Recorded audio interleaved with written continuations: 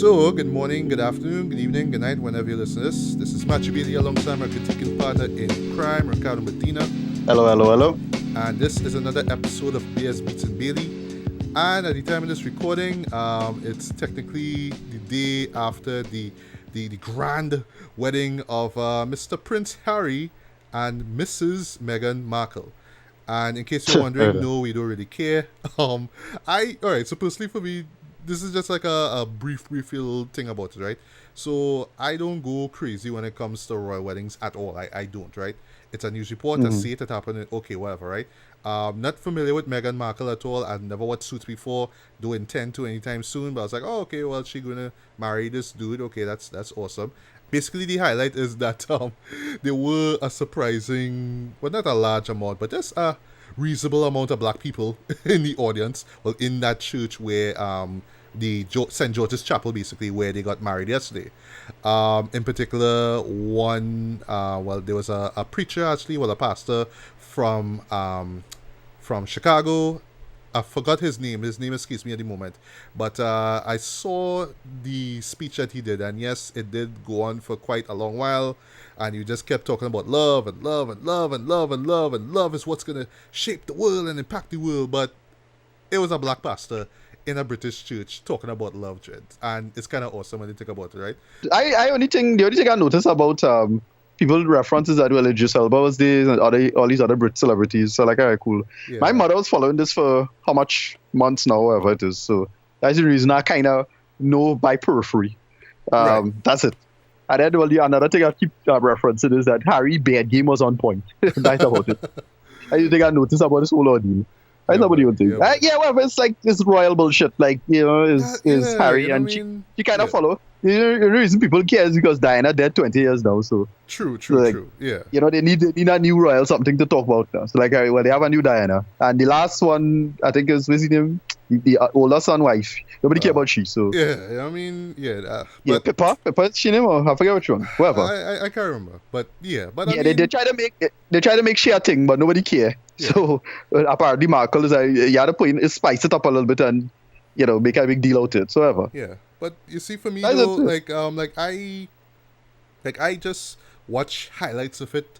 I may have downloaded a particular torrent which had the whole coverage of it and just kind of skimmed through it in 4 to 16x speed. You know what I mean? So I just saw the major moments, like that pastor that I mentioned before. Great speech, just ran way too long.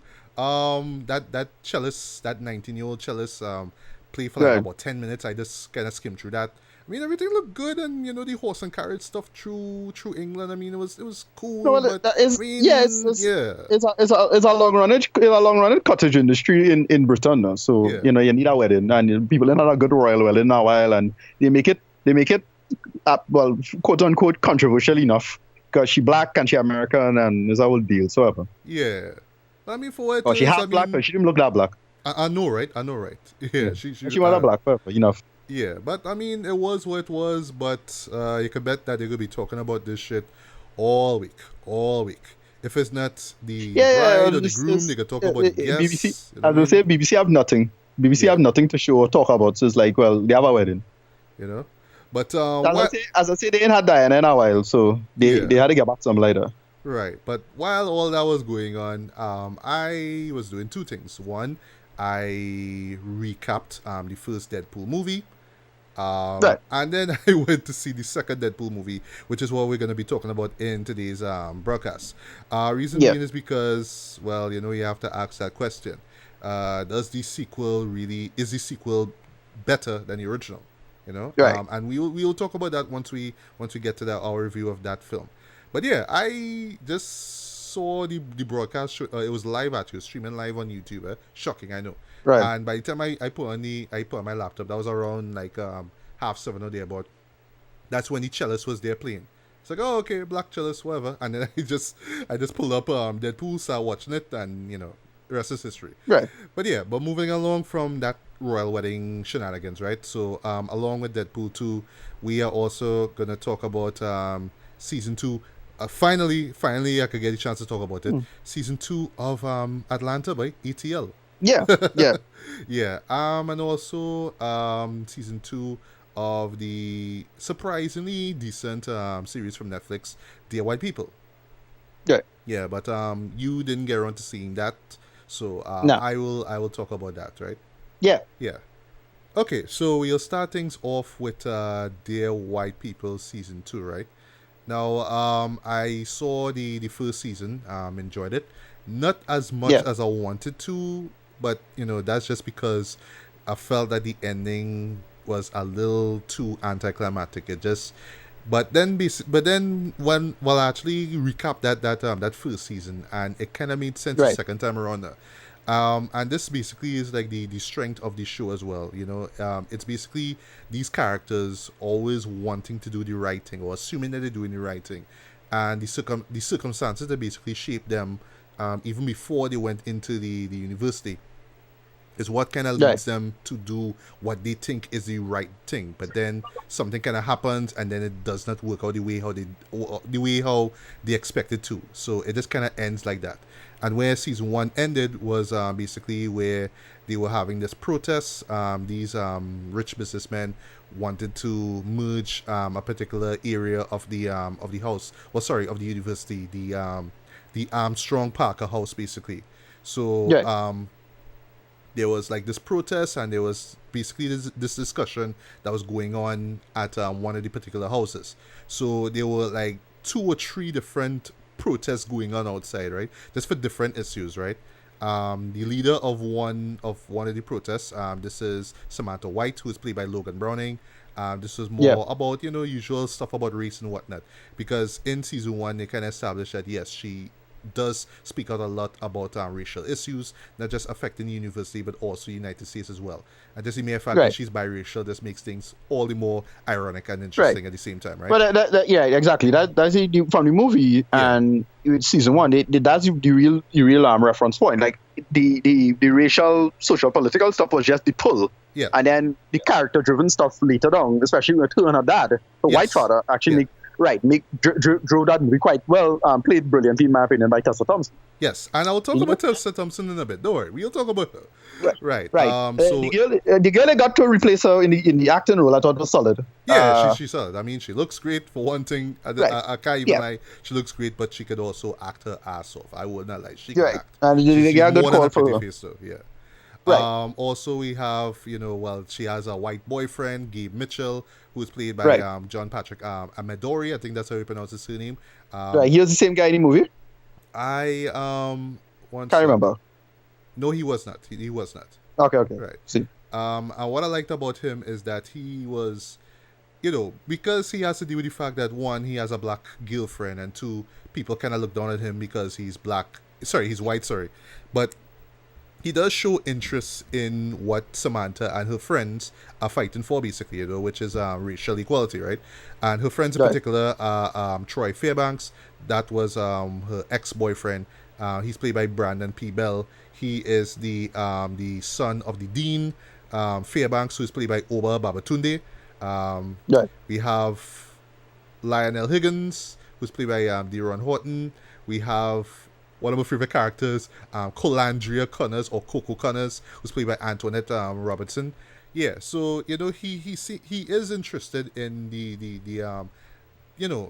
talk, right? The struggle and whatnot. He doesn't want to be oblivious to it. And it's not to say that everyone on campus is oblivious to it. They are aware of what's going on as well. It's just that some people, like one of the guys who runs this particular magazine called The Pastiche, who Sam kind of accuses of being racist.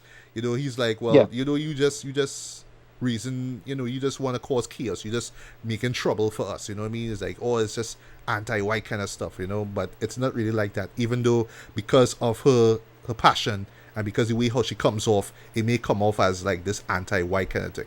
So anyway, where the last seasons stopped was where basically Lionel, who found out the truth about what these businessmen wanted to do, and basically just spread this information out to everybody on campus. And at the while that was going on, Troy at the time was just furious, and in a kind of pseudo do the right thing moment, he smashes the door to one of the glass door of one of the houses, basically, right? You're right. This is the end of the season. Yeah, I remember this. Police came, arrested him, and that just kind of stopped everything in its tracks, right? And everybody else just kind of came back home and felt like, oh shit, we kind of just feel here because just shit just happened, shit that we just did not expect at all.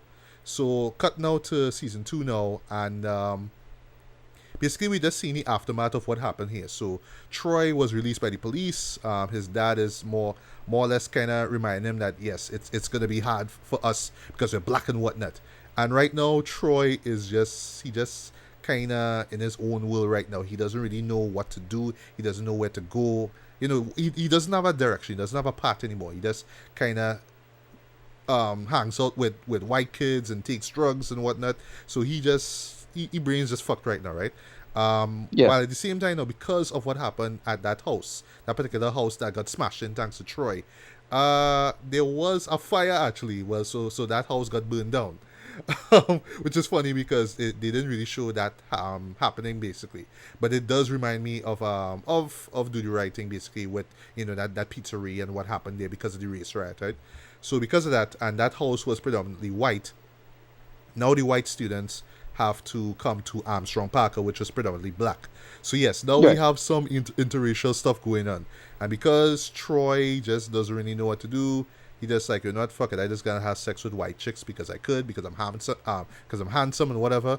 And also from last season, his girlfriend at the time, Coco, ended up leaving him because she just found that he was a prick. So she is just basically trying to hold her own because they were both part of this specific group, this black sorority basically, right? And she's like basically trying to hold down that leadership basically, right? While all this drama with the interracial stuff is going on. Meanwhile, Samantha still kind of feeling bad because yes, there was a falling out between her and Gabe left her at the same night of the protest, so she took that very hard. Just like, this was the most important night of my life, which would be the worst night of my life, and you left me there, so she's trying to deal with it. At the same time, we have Reggie Green, who is played by Mark A. Richardson. He's playing the same character that he did from from the movie, the 2014 movie, right? He is always this kind of tough, sour-faced looking character. He always has this kind of look of sarcasm in his eyes, just like, yeah, you're talking about equality and rights and all that kind of stuff, but it's all bullshit. Black people still gonna suffer anyway, right? So whatever, right? So because from what happened in the middle of the first season, where through some circumstances where it just basically started off with this white friend of his in a party saying the N-word when it was playing in a song, and that just escalated into this whole scene where the police came and basically just had Reggie at gunpoint, and then we learned later on that Gabe was the one who called the cops on him and all that kind of stuff, but he just didn't know that was going to lead to that point. So yeah, he's still shooken up about what happened with him being at gunpoint by the police. So he has to go to the psychiatrist basically. He sees every once in a while, he might see like a cop, like a security cop there, and he'll just remember that night and all that kind of stuff, so it does affect him. Right. And Troy and all is just like telling him, well, here's some white chicks, just bury yourself in some pussy, basically, well, just to paraphrase him, and he'll forget about it. So essentially, it's just all the major characters trying to move on. We also have Lionel Higgins. If you remember from the movie itself, he was played by that kid Chris. Who played Chris. Everybody hates Chris. Tyler James Williams, who also shows up in the season, but I'll talk about that in a bit. Right. So he is dealing with the fact, well, he was working with this editorial magazine as well, and his boss, who is openly gay, and in that first season, just like in the movie, he was struggling with trying to, to to basically accept his own sexuality, like, to accept the fact that he is gay. Right. So in the final episode, his boss kisses him, right? So there's this subplot going on where he's trying to start this relationship with the boss, but the boss kind of playing, he wants to be, he can't be a boss and a boyfriend at the same time now. So Right. it's like a little too much on Lionel. So Lionel finds some other guy. I think it's like not an Asian guy, but I think he is Asian. Yeah, if I remember. Right. And they do start this relationship as well too. But basically, what the whole season is about is that they learn eventually. Well, the major characters learn that there are these secret societies that have been established in the school ever since it was, well, ever since the school was established. Sorry, there was these secret societies. It started off with this white secret society. Basically, there was a bunch of white secret societies there. One of which in particular wanted to prevent blacks from coming in. There was even, I Right. think that group in particular was, studying slaves at the time, and it was, kind of inspecting them and talking about just scientifically, and how black people will just never rise up now. They'll never be smart. They can never do good. They'll always be subservient to white people. And then later on, throughout the years, like from the 50s go up, black people came in, and then they formed their own secret society as well too. And it kind of affects the future of the college itself. And I'll leave it at that.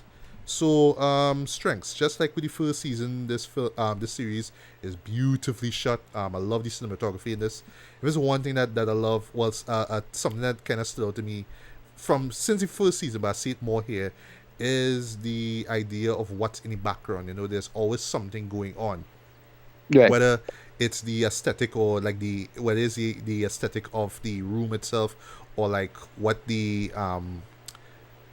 or what the what is in the room, basically. Just where characters are, what it says about the characters, what's being hidden, basically. And when you bring up that whole thing about the secret societies, it's more like that. It's just like something being hidden and it's right in front of your eyes, basically, right? So it's like that. Oh, I forgot to mention too, with the subplot with Lionel, well, because of what he learned from season one, he's trying to figure out, he's more or less trying to piece together why this thing happened, or why these rich white people suddenly want to integrate this house. Because he feels Right. like there's this big ulterior motive now. But his boss is just Right. like, you can't really talk about that. It's not newsworthy stuff. Nobody cares. But he just keeps prodding. He just keeps digging, and then eventually he does learn the truth. And I'll just say the in the finale, well, the last shot, I would say, is actually quite clever. A little meta on what they do there, but it's Right. it's kind of clever. But it left me kind of wondering what to expect with Volume 3, because I don't know, like when that moment happens, it's kind of like, okay, it kind of makes sense, but it kind of doesn't make sense. All I would just say, it involves a particular character who you thought was just in the background, but was just basically right in front of you. Basically right in front of you. I didn't even know. That's all I'll say about that. So yeah, like I said, visually it looks stunning. I love the cinematography. I love the camera angles, all that stuff. The acting is on point. Logan Browning kills it again. Everybody kills it again. I mean, there's little to no bad performances in this. Everybody feels real, you know what I mean? Everybody feels authentic. Yeah. It's very contemporary as well too. And I think I think you mentioned with the last time when we talked about season one, if they were going to be contemporary now, given the social climate now. And for the most Right. part, it is. It doesn't feel dated. It doesn't feel like, oh well, we recorded this, or sorry, we shot this before before Trump got into power. Sorry, it feels very Right. much Yeah. in the Because know. the first season, right? The first season was kind of clouded by the Trump election somewhat, Yeah, yeah, and yeah. And so I was wondering how they're going, how the trajectory going to change in its way yeah. going to season two now. Right. But I thought for the most part they do that well, man. All right, and now I remember who the person name is. Joelle, that is Samantha's friend. She's played by Right. Ashley Blaine Featherston. She was also in the original film as well, right? I thought that she was great as well. Um, there is this little subplot with her where she is making friends. Well, basically trying to make friends with Gabe because Gabe, as well, I didn't mention this, but Gabe is doing a documentary on racism in the university itself. So he interviews Coco, he interviews Joel, he interviews Lionel, he interviews Troy as well, and there is a particularly powerful episode where he's interviewing Samantha White. Starts off where he goes into basically, well, she's this radio DJ, so she has her show there, White People, and I'll talk about that as well too, that show itself, right? So he goes into that studio booth and he's doing the interview, but because remember they split up from last season, so there is this very emotionally like gut wrenching argument that they have now, and Right. why it's so gut wrenching is because you kind of get to understand why Samantha's so angry, why she's always so adamant about putting white people in their place now. And then Gabe is like, well, you know what, I understand that, but you can't be pushing people away, you know what I mean? 'Cause it always comes off like that. Like she has so much to say about everybody else, but when it comes to her, she always keeps herself kind of locked in there, you know what I mean? And he kind of just wants her to come out, to reveal her flaws, basically, right? So yeah, that episode, I'm not gonna say which one, was so incredibly powerful for me. Um, Anyway, how it ends, all I will say, it involves Sam's father. That's all I'll say about Right. that. But that was like a gut punch for me, boy. Another gut punch in in the series actually was with Miguel Coco, because slight spoiler, it's revealed that she is pregnant, right? She's not too sure Okay. who the father is. She relies on her friend Kelsey, who once again is played by Nia Javier, or Javier, I forget how you pronounce her Javier. name. Javier, it's Javier, whatever, right, right. Well, She, Javier yeah. about him. Well, it's Gervier, so forgive me if I pronounce it wrong. She is the I one E with I E R. Ier, yeah, yeah. She's the one with Yeah, I Trinidad. Javier like Javier about him. Right, Javier. Okay, so Mm-hmm. Nia Javier, who plays Kelsey Phillips, she was also in the original movie as well. And yes, she is the one with Trini Roots. And there's this particularly great moment where she breaks off and she talks Trini because she was trying to, the because Coco was feeling down and out now. So she was just like, I hear I gotta make you feel better. So I gotta give you some callaloo and some this. And she do it in a Trini accent now. Right, Although right. it kind of sound a little off, A little like off. not Yeah, a little off, pure yeah. Trini, it sound like she just came down to Trinidad, hear people talk, and then went back up and figured that's how we talk now. But just her breaking out of character and doing that whole Trini thing and mentioning Kalu and stuff, that was a great moment. I think she said roti too. I'll laugh at that. That was a real nice moment. Um, Right. so what else? Yeah. So yeah, she's there as well. But that particular scene, that particular episode with Coco though, okay, so I don't want to spoil everything that happens basically, but you do get like this flash forward where she has her daughter, and you see her Okay. going Well. into the same college as well, and it's just that optimism that Coco has, because Coco has always had these big dreams now, but she just always felt that because she was dark skinned and people didn't want to be, people didn't want to, they were like, people wanted to be friends with her for one thing, and she had a lot of white friends because she could play into that she could play into that field basically. When it comes to relationships, however, though, especially with black men, she always kind of felt let down when they more favored the light skinned girls, which is why she always had that kind of bad vibes towards Samantha. And I remember in the first season where the show when Sam and Coco were friends and how they split up and all that kind of stuff. So yeah, it kind of continues there, but they do kind of make back up in this season here. But basically, that episode with her being pregnant has one of the biggest gut punches I have seen. It's more like, like one of those shows where basically they just kind of set up something so optimistic and then they just pull the rug right on their feet and they say, Yeah.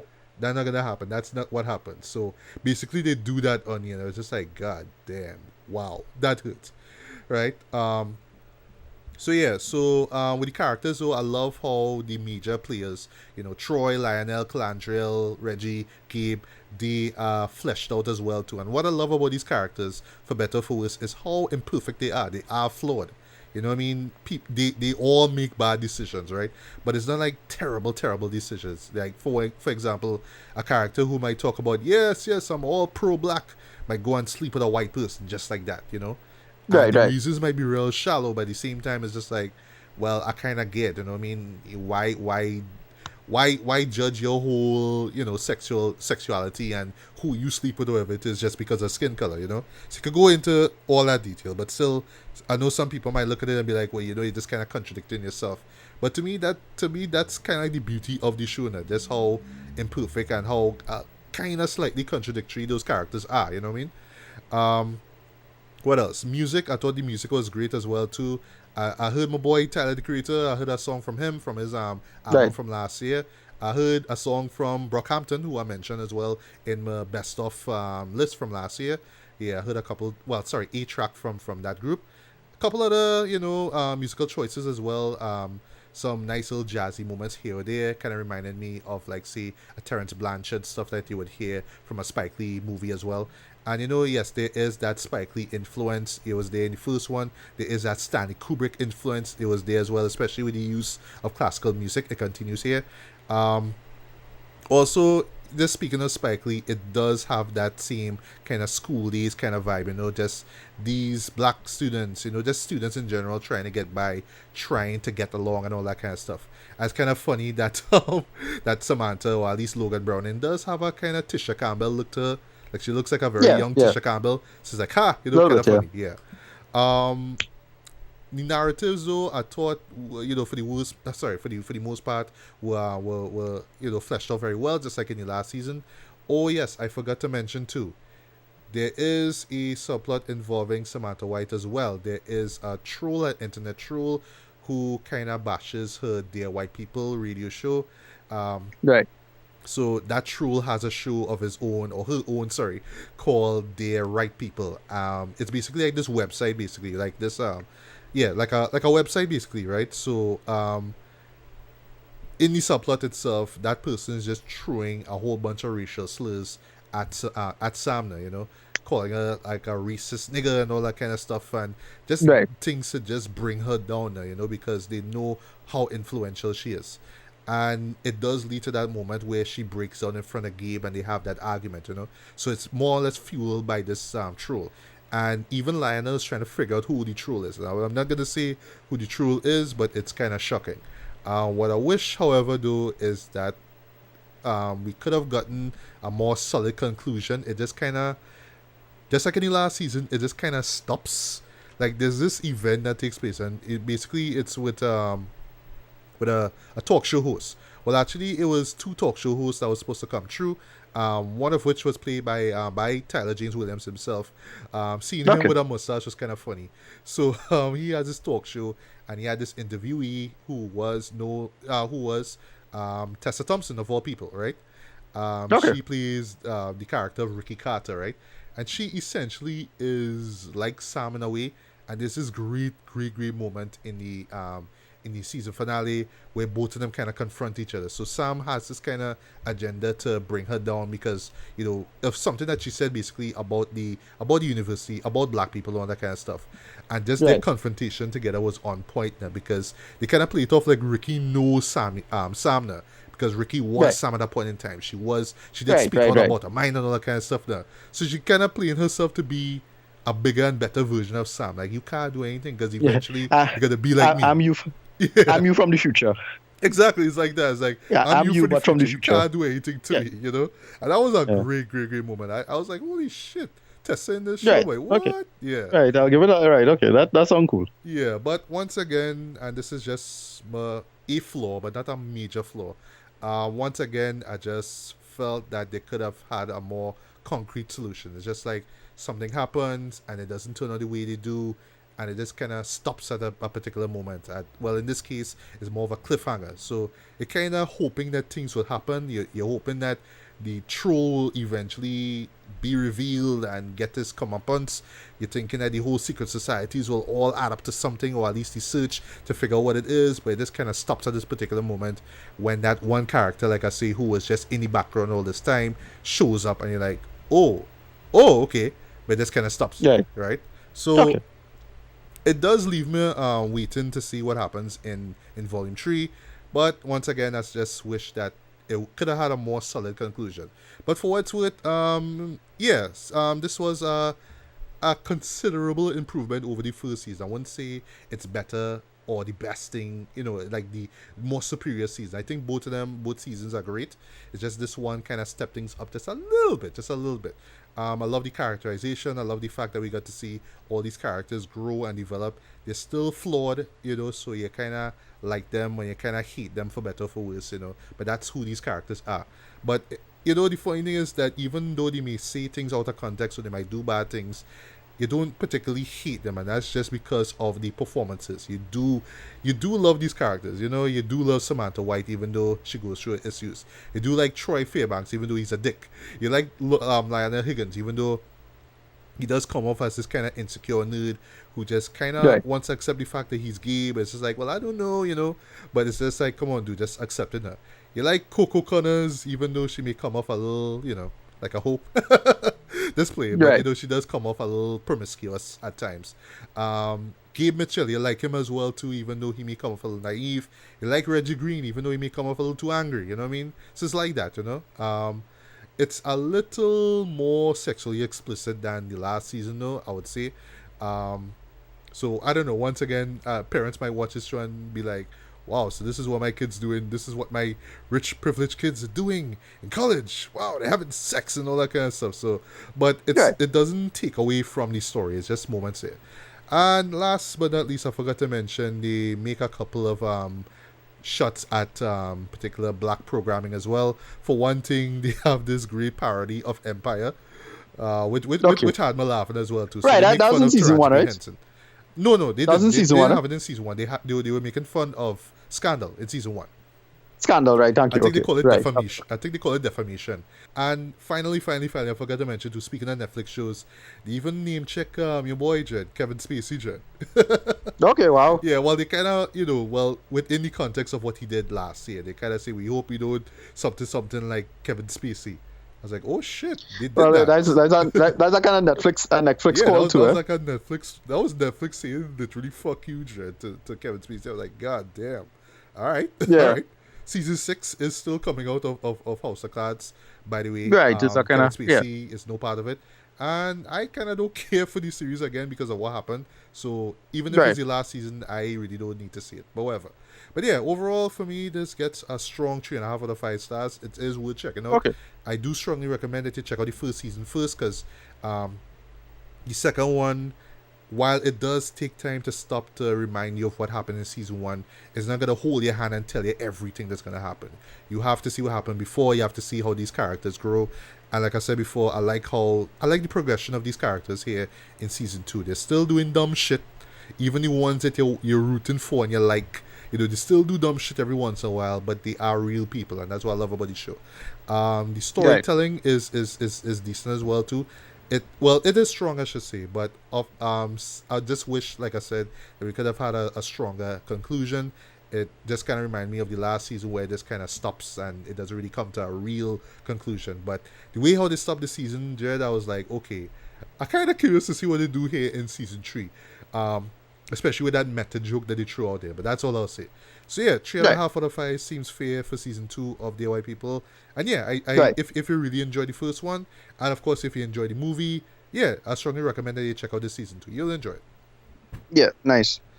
Alright, so speaking of soundtracks which needed This Is America, now we're gonna get into Atlanta season 2. And I was telling myself, I wonder if they will squeeze in This Is America into season 2 of Dear White People, but they didn't. But I'm suspecting when Volume 3 comes out, they're gonna sneak it in. I bet that. But yeah, now we get into season 2 of Atlanta. Yeah, I don't think the album came out when they started filming anyways. So. No. It has. Or even when the edit started out. Yeah, because the series came out the day before the single came out, right? Which is, so the series came out May the 4th, single came out May the 5th. Right, which was the Saturday, by the way, where Charles Gambino was on Saturday Night Live, and it was easily, and we could quarrel about this, but it was easily the best episode of that season, in my opinion. Yeah, so far for me, it's probably one of the funniest episodes skit-wise, at least in terms of the writing. Pretty much every skit was funny as hell. Migos skit was real hard. Yeah, A the Kanye friend was place, good, yeah. kind of, but That's alright. it was alright. You get it, but yeah, it fall flat for me a little bit. But whatever, I mean, Yeah, it's SNL, right? but SNL the hit on this. yeah, but the second funniest sketch though was the '80s love song. Right, that guy, Where he was yeah, playing the guy kind who of was weird, stalking the weird guy. woman. Yeah, Yeah, that yeah, was yeah, funny. That was funny. Yeah, yeah. But yeah. but on the subject of Childish Gambino, I mean, yeah, boy, this man come true Yeah, literally a yeah, week you're right now. after Kanye's TMZ Right, meltdown. implosion. He just shows us, Yeah.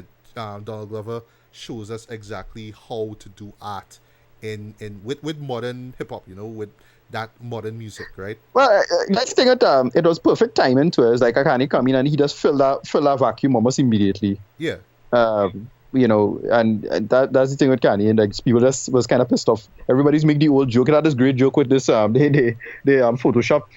Well, what it is not the equivalent of Photoshop in GIF form with SpongeBob and Squidward. It have Squidward is basically Kanye West, and he played the shoop-de-doop thing, and everybody quiet. I don't want to hear it. And then Lord. and then have SpongeBob come in, and everybody cheered when he played "This Is America." This is America, nice. Yeah, Yeah. it's perfect timing. Yeah. So while Kanye was just running mouth about 400 years, man, slavery was a choice. Right. Because I get, I mean, in today's climate, especially with race, you want to speak out and things like that. But while Kanye was just using his mouth real unnecessarily, Donald Glover was using visuals. He was using music. He was using themes, and he did that Yeah. with this with the "This Is America" single and the video as well too, which I would say is hands down the best music video I've seen for the year thus far, man. In a while, Yeah. because this is clever, Stuff like that usually is work for me when you have all this, it has a kind of Renoir feel to everything where there's all this weird shit going on in the background and it's just one long run and take, very little editing, Yeah. kind of long takes with a set of shit going on in the background, and all of it have a meaning and have a purpose. As you mentioned that, because at first when I saw the video, I was wondering, okay, why the warehouse? Why are we doing everything Right. in a warehouse, right? And it just literally just hit me there. Our boy who made Mother, right? Right, Your yeah, favorite movie Warehouse. of 2017 had shot the film initially in a warehouse to test out Right. how the camera would The move space, everything like that. the movement and the space, of it. well, yeah. So you can kind Well, of see that the here tech- in this video now. Yeah, and the nature of the video, right, just is a trial and error kind of thing. Because the thing with the video is that I think a lot of people read way too much into it, Oh frankly. yeah. But Although it the does Jim have a lot of Crow thing workable. makes sense and Yeah, stuff like that. But yeah, some stuff work in my opinion. At least it's one of those things that get people talking. And yeah, he really hot right now in terms of material. Solid enough actor, and yeah, we could jump into Atlanta season 2 and this whole season going on. Of course. And then, oh yes, and I then at the end of actually the month, reading up on it on Wikipedia, and yes, it was inspired by Mother. See, I know my shit. Right. right, So, right. And then, well, of course, at the end of the month, we'll be talking about him once again with the Yes, advent of the new Han Solo movie, right? Yes. So, yes. Right. So you just want to jump into Atlanta. Well, season 2, Robin season.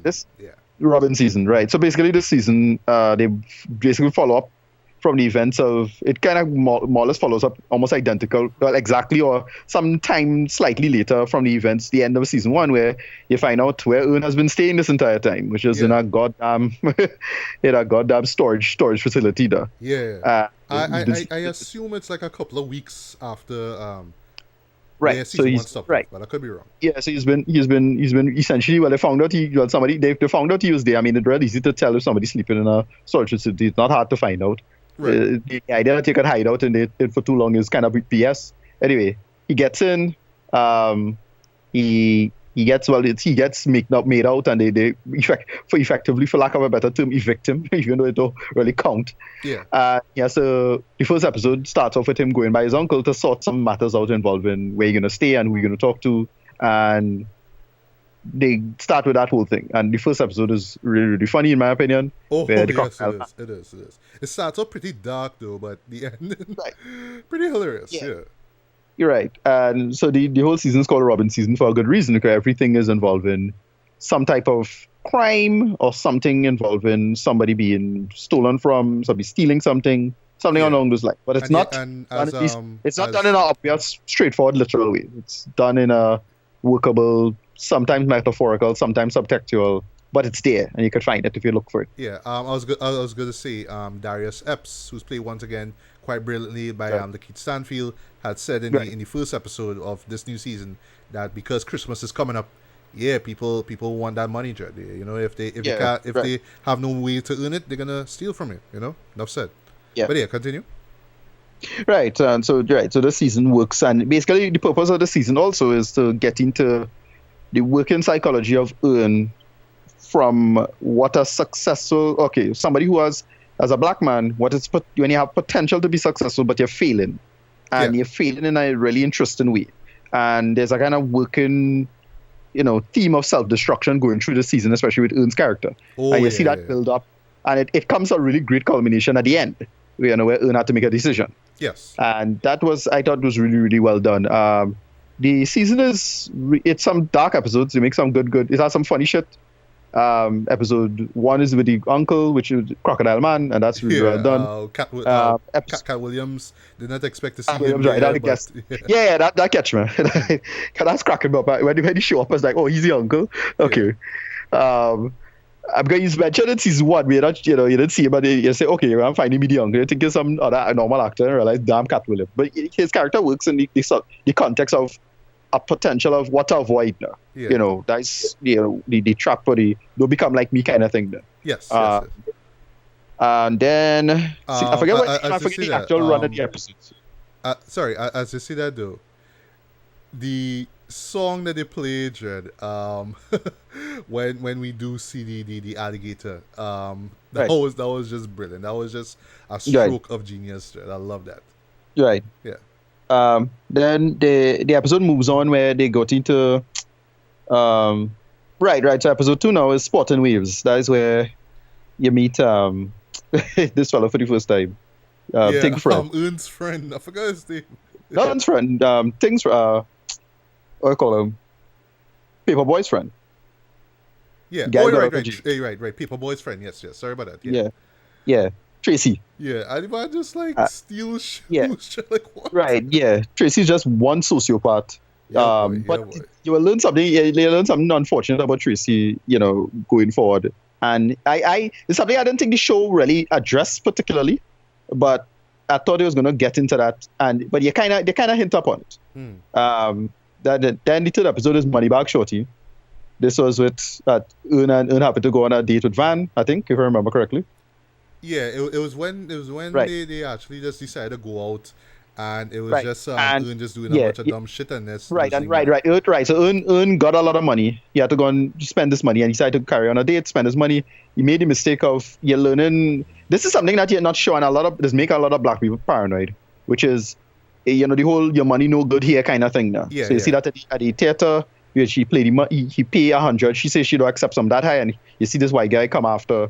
And he pays the exact same bill. Yes, I think it's $100 bill. Yeah. It's $100 bill or $50 bill. I couldn't make it out. I think it was 100. And they accept the money, and there's little stuff like that now. Yeah. Also love the intro.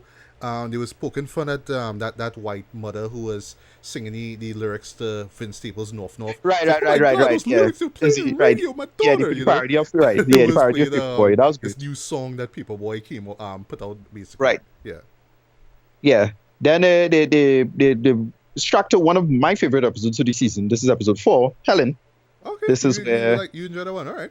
One of my favorite episodes. Not my favorite, but one of my favorite. This is where where you get to see Van back. A little bit of history with Van. Why Van could speak German so well. You learn a little bit about that. You learn that history. You learn a little bit about Van and her friend and that kind of borderline sociopathy you see within the black community involving color and who should be pregnant and whatnot. And that whole stereotypes and what to avoid. And then Earn be even I can straight up say it, Earn was just being a cunt this episode. Just being such a douchebag, so terrible this episode. And again, you see the working self-destruction with him now. Yes. And she connecting with this guy who could speak German and he thinking about it but not really making a big deal about it. He didn't want to go. And it's just, just little simple things like, doing something that your significant other want to do and you can't do it because you have attitude. Right. And these little things. And I thought it was a great episode. It's a great character piece for the two of them. But yeah, it was one of one of the low points. But I thought it's an episode I enjoyed from just a personality standpoint. Right. Okay. Then this episode is close to my favorite. It is one of my favorite, but it's close. Not my favorite, but close to number one of this season, which is Barbershop. I love this episode. This is with Paperboy and his working barber called BB. Yeah. And oh my gosh, BB is a character. You straight up wanted to strangle BB this episode. And the final scene of the episode is hilarious for me because you understand the words of BB at the end. Yeah. After all that shit to put Paperboy through, you get to see that real unfortunate ending where if Paperboy is like, wait, nobody has door to cut me here. They just leave it at that. I thought that was a hilarious ending. Yeah. Then we get to episode 6, which is one for the history books, in my opinion, in terms of great television. The best episode of Atlanta ever. Yeah, did one not expect the shit to be so brilliant. TV history. Because Lakeith Stanfield was hyping it, because we didn't get to see much of Daryl for this episode. Didn't get to see much of him. Not sure what he was doing this season. And then they hit him with this bomb this episode. And you think, oh, well, we're going to get a nice Daryl episode because Daryl is so quirky and funny. And then they hit him with this episode called Teddy Perkins. Holy shit. Boy, holy shit. This was like, so I was just hearing about this. Everybody hyping up this thing. Everybody saying it's one of the best things ever. And I saw it and I was like, one of the best things ever happened to TV and they get into something that is almost never spoken about. Spoken about. But you know that it's always there in the ether. And it's basically the idea of quote-unquote black genius pathology. You know, what it takes to be a genius and that trade-off of what it does to your mental health. You know, the old joke, you know, genius and insanity is, you know, cousins now. Yeah. And boy, you really get to see the really dark side of that. And it worked in the context of Daryl. You know, Daryl's character is we're not sure how talented he is at anything, but you know he's a quirky dude and he has some insight to the world. And you get to see, in a sense, a kind of dark mirror of him. Because this whole, you're quirky and you're strange, it have a potential if you're going into some really dark depths with it. And I personally know people like that. You know, people who, if things didn't turn out a certain way, they would have gone to be incredibly successful. You're sure of that. And because they're geniuses and so on. And then because they just couldn't handle this thing and they just handle a situation so magnificently badly. Right. Because things work out, they have this complete emotional meltdown at the wrong time in their life. And life is a total mess now. And they're brilliant people otherwise, right? But you know, and it's not just a black thing or a white thing or anything like that. It's relatively immune from the concept of race. But within the context of race, you see it with music and a lot of musical celebrities. Yeah. And then you have this character called Teddy, played brilliantly by Donald Glover himself. Yeah, oh my God. It took me a while to pick up it was Donald Glover because I was watching the face and I'm like, all right, the eyes look familiar. You have a very specific eye. He's look at you there. I was looking at the lips actually, the way how the mouth as well also was but the eyes I find was when I picked it up and I was like, oh, that's not Donald Glover. I was like, oh shit, this is real bad. Yeah. Then they had but his performance performance was I mean, at first it was weird. It was weird, right? It was like, it started okay, this is like okay, man, rich dude. Yeah, kind of a weird take on Michael Jackson. Okay, I get. But then more as you know, when the story starts to get deeper, is when you realize how creepy this dude is, and then you I was like, okay, yes, red, you know, alarms going off. This is fucked up. Okay, what's going on? What's going on? Yeah. And there's little red flags over the place, huh? Yeah, the way how it ends, by the way, though. Yeah. Well, sorry, that climax, by the way. That climax, I won't lie. So dark. I jump for that. Yeah. It catch me off guard. Yeah. Yeah. It ends where they play that Stevie Wonder song. Brilliant. Yes, yeah. That's what I like about it. They do the whole, like, you know, the last time we got something like this where you had a song and then the song could be reinterpreted in such a dark manner, which is Guardians of the Galaxy, right? Yeah. Guardians of the Galaxy had one song going through the entire movie, and it was a little on the nose, but the song and the subtext of the song become progressively darker when the context of the movie, you know, illustrate and highlight through a new lens throughout the film, right? Yeah. And this movie do the same thing with the Stevie Wonder song. It's like, yeah, you could interpret this song as this, but yeah, another person could take that and flip it emotionally in one of the most pathological ways imaginable. And because they had the subtext of what music again, quote unquote musical geniuses go through.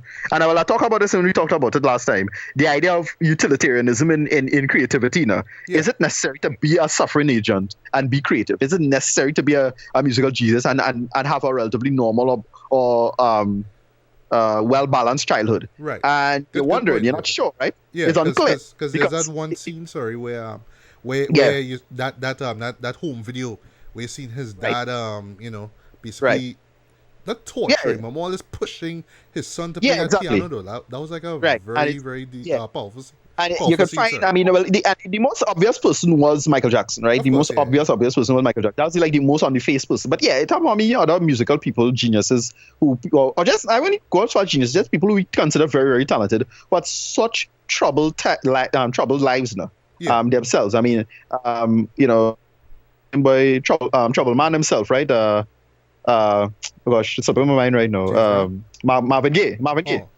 Right, Marvin Gaye is one. Yes, sorry. Why did I say James Brown's song Trouble Man? My bad. Right. Oops. Yeah. Right. Marvin Gaye himself, is really, really sad and unfortunate what happened to him. Of course, and it's really from the way he was raised and how that affected his music. Exactly. Before he died. Of course, Michael Jackson himself. I mean, Joe Jackson is the worst. Joe Jackson's scummiest scumfuck that you could ever think about in a while. I mean, he's to me up there with like all of them real shitty people in Hollywood now. Yeah. Prince himself. Prince had a really, really shitty, abusive childhood. His early on, really, really shitty life, going on. Yeah, which he addressed in a way in the Purple Rain movie, by the way. Right. Yeah, exactly, yeah. And but the thing is, trauma like that you don't really get over, and it real hard to exercise those demons over time. You're not sure what's going on. Like even actors and them, you think they clean and then they come back. Like what happened to Philip Seymour Hoffman and all of that stuff, right? Yes. And yeah, this movie just does this. Sorry, this episode of Atlanta yeah. But this episode of Atlanta did this so excellently. It's so well shot, very well, because again, Hiro, I don't know who does the cinematography exactly, but I think Hiro Mawai is involved in it. Well, where you get he directs the episode, so every episode does this brilliant everything looking like everybody going back to grainy nowadays. You notice that? Yeah. I've noticed that. They mentioned it to me before, and when I was looking at it, even though it was 1080p, I was like, seeing that grain there, in the visuals. But it's used so well though, like. Take the story, and every episode does it very, very well. Yeah. But this episode it works so well because everything's so dark and underlit now, and you would think, oh well, Green gone fuck up the shot. Nope. For the sake of the story, it really feels like an old horror movie at times. It does, It just works so perfectly with this episode. Yeah. And speaking of horror movies, sorry like that. Sorry to cut you there, but speaking of horror movie, the writing in this way. Writing in this is not like, I'm making fun of the horror genre or the thriller genre. Right. This feels like a legit thriller, like what Jordan Peele did to Get Out. This was what did. It was on that. Right. It was pretty much on that level. Yeah. Like there was moments of humor. Like there was that break where Darius was calling Paperboy, and they had that little that little comedic moment there. But that's still just to keep the audience on edge, And it works exactly. Yeah. So, like I said before, this is the best episode of Atlanta, hands down. Yeah. It's one of the greatest things that's ever happened in television. Yes, I said it is. Yeah, it was really, really well done. When it have layers to it. Yes, it have a bunch of people as usual. And it warrants more viewings. Like, you can't just watch that episode once in this, unless you're like terribly disturbed by it. Although the climax was stupid, but I just wanted to watch it again and see the little things like where the camera was there, and the parallels and all that kind of shit now. So totally love that episode. But really well done. Yeah. One of my favorite episodes. Well, this skipping over Champagne Papi, which was episode 7 is the worst episode of the season. It just kind of felt needless. No, right? I didn't hate it all that much, but it really didn't work for me overall. And the running joke was, well, Drake is Hispanic or Drake is Mexican, which is kind of funny, I suppose. Not that interesting. And also, like, Drake isn't there or whatever. But this one is Vanessa's episode. Vanessa, of course, played by Zazie Beetz, who we'll talk about later with Deadpool too. But I don't know, like, I get the idea. Okay, all these girls going into Drake's crib to have a party, and he's not there, but it's all about showing off on Instagram, like, I was in the mansion, blah, blah. But it was a nice, like, little, like, dress down episode in the sense that it was just breaking down all the bullshit that is going on, like the whole Instagram fake thing, which was funny. I thought that was great. Yes. And true. Vanessa herself just not giving a fuck. Like she have her ratchet moments at times now. So she just straight up like just gone in the man closet, you know, where the jacket and thing like, hey, what the fuck? Like you would have think some bodyguards I think would have like find himself like not going in during bedroom or everything, but he wasn't coming to the party. Nobody expected him to be there. It had this guy who was just waiting there the entire time, and he was like sketchy and suspect as fuck. Mm-hmm. I forget where he was. But this guy was just real suspect. Oh yes. I know you talking was about. waiting outside the bathroom. Bring back that character. Right, I thought it got to do something with that. I'm gonna get you this. I'm gonna get you that. I'll be right back. I'll be right back. I thought that was going somewhere darker, but they just started dismissing, and it was cool. Then we get to my third favorite episode, which was Woods. Woods was good. Woods was real good. So some people so I know a couple of people who tell you that this episode is actually creepier and better done than Teddy Perkins. I don't agree with them, but I get where. I get where it comes lighter, but then it goes dark later on. What did do with it with Paperboy? Because Paperboy is robbed for the second time this season. Yeah. Right. He's almost killed this time. This time it really looks like if you're wondering if he's gonna die. Yes. And then they flip it back and they make it so dark in the sense that it's clearly that the girl set that up, and set him up now. Well, you know, he decided to leave. I didn't even think about that. I just thought. No, I make that connection almost immediately. The wrong place, wrong time. At no point I get. Well, Sarah, that's her name. And what happens is that she wanted to be managing him, but he's just like, no, fuck this shit. This is not me, and you don't tell me what to do. And then afterwards, he gets robbed, and then he's almost left to die in the woods. No, I suspect that is the case because it just seemed too suspect. Like he walk in there, and she just happened to be right when she leave him. When he leave her, sorry. He busts out and she thinking, well, is this business thing, and them she want to be this power couple thing now, but when he like reject that, and then that's the whole problem with Paperboy again, when keeping it real goes wrong now. He's kind of guy he's kind of that just want to quote unquote stay real, and she attitude is that no, fuck you, you could never be real, that's bullshit. Exactly. And when he leave her, you get the feeling that she just kind of scorn and just kind of say, all right, rob this nigga now. That's basically what it feel like. But from a story perspective, it does make sense. So when you think about it, it does make sense. It felt way too coincidental. Watching it. I just watched the episode and she just make a phone call. She got on the phone right after you leave. You notice that? Yes, she did. Yes, she did, sir. Yeah. Exactly. And that's why it make me think that whoever them fellas was connected to that now. Like rob him up, rough him up. I would think as far as kill him, but just rough him up. This episode now, he goes into the forest and he meets this person who you're not sure if he's there, you're not sure if he's a ghost, you're not sure what's going on with that. The guy is this mental patient essentially, and it's implied, or the subtext of that is that it's his dad as well, because he mentions his mother and he mentions a lot of things, and then he mentions he shouldn't be making these mistakes, he'll get destroyed, and it's this kind of, again, a warning of the future now, is Paperboy's version of it, because the episode starts off with his mother. And it's implied that the mother recently died now. Yeah. And you're not sure how Paperboy handling that, because again, that is something that Paperboy kind of has to address and handle. Of course. And we see, we're going to talk about the episode involving that after. And then he goes through this basically this horror session, and he gets out, and he just decides to go into this what was a 7-Eleven convenience store essentially. And somebody bounces him up, and the episode ends very unfortunately, ironically, which is him taking the picture and not selling out, quote unquote. No. So he kind of quote unquote sell out because he finds teeth on him, and it's just like exactly. But he avoids. He finds himself on Instagram because he really wants to avoid the Instagram thing.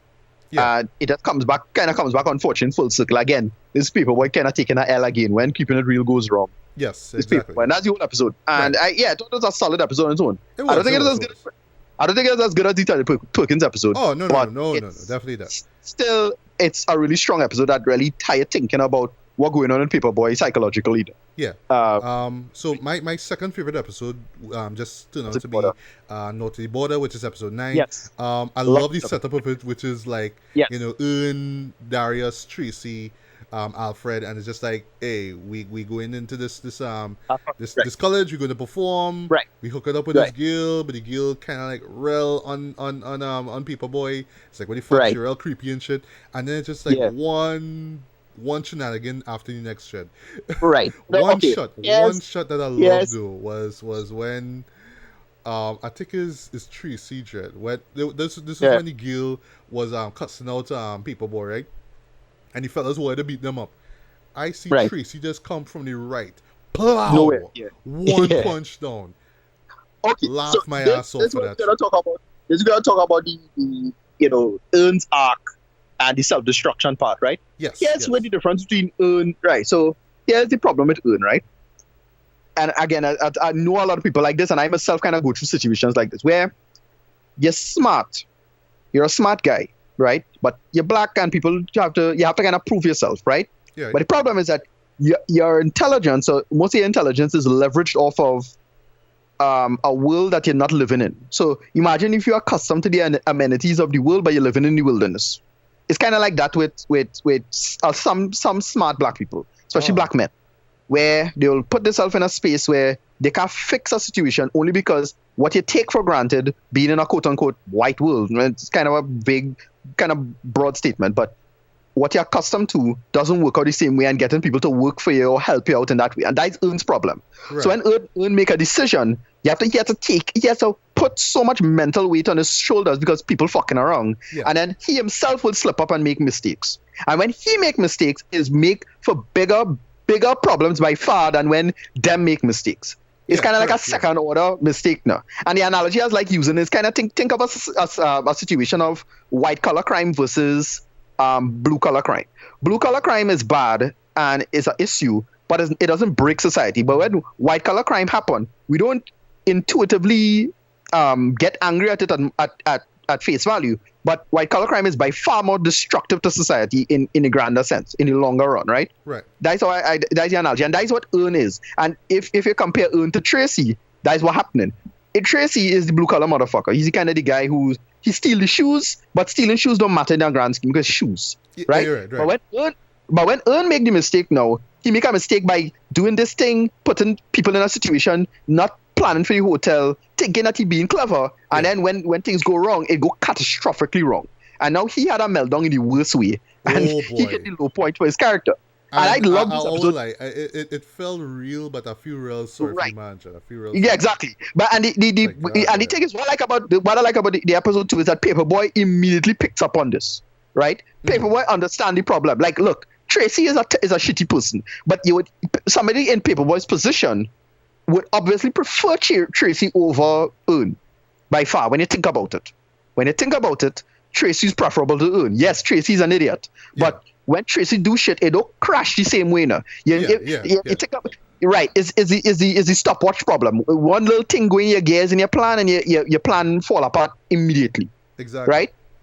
And that's why this episode works so well. And that scene when they was in the frat house, in the white frat house, right? It's a real funny scene at the dark and whatever it is. But when people was talking to Earn, I find that scene was so goddamn powerful because you could tell Earn real get hit hard with that from emotionally. And then he walks up. When people tell him, when people tell him, like, look, you're fucking up and you're fucking up in a real big way, and I had to get rid of you, like, look, you had to turn things around, and it's not for you, And I was like, I totally understand where Earn, because Earn in a sense too smart for what you're doing, but if you're supposedly too smart for it, but at the same time you're still fucking it up, so it's hurting his ego even more now. And they still never address Earn's arc of why does he leave Princeton? Never addressed it. He never did, Never did. So it's something to do with his kind of working self-destruction now. When things don't go right, have a total meltdown. Right? And that characterization really built up in this episode 9, and it worked so well, I thought. By the end of the episode with him and Tracy, which was so funny. So well done. It was, but I felt so sorry for him, Jed. I was like, just stop it. Just stop it. Because he had a complete meltdown. Because when things go wrong, and it don't take much. It just takes somebody that's like slightly fucking wrong. He doesn't take this girl into account. This girl being a complete mental patient. Like he think, well, this girl love Paperboy, she gonna take care of him now. It's like, well, no, like it don't take much. You don't know what time bomb you're working with now. Yeah, right? Again, remember, it's all about him wanting to make money too now. So no, but that's the whole point. He tried to save money by not staying in a hotel. Remember, you think about what they do, right? They try to do this Airbnb bullshit by staying by this girl place, but the girl is a mental patient. He didn't pick up on that. Again, that's all part of the little.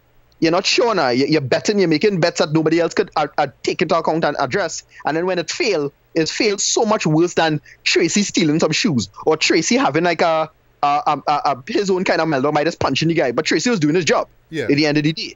Right? And I thought that characterization worked quite well in this episode. It did. Another thing before I forget, I think it's in episode 2. Remember from last season where Darius had brought the puppies to the fella. Right. And he was expected to get paid now because he was like, well, me and Vanessa had to eat now. We don't have to eat. Right. You're going to get that until September, whatever it is. Right. And then we bring it back up. It's like, hey, we have money now.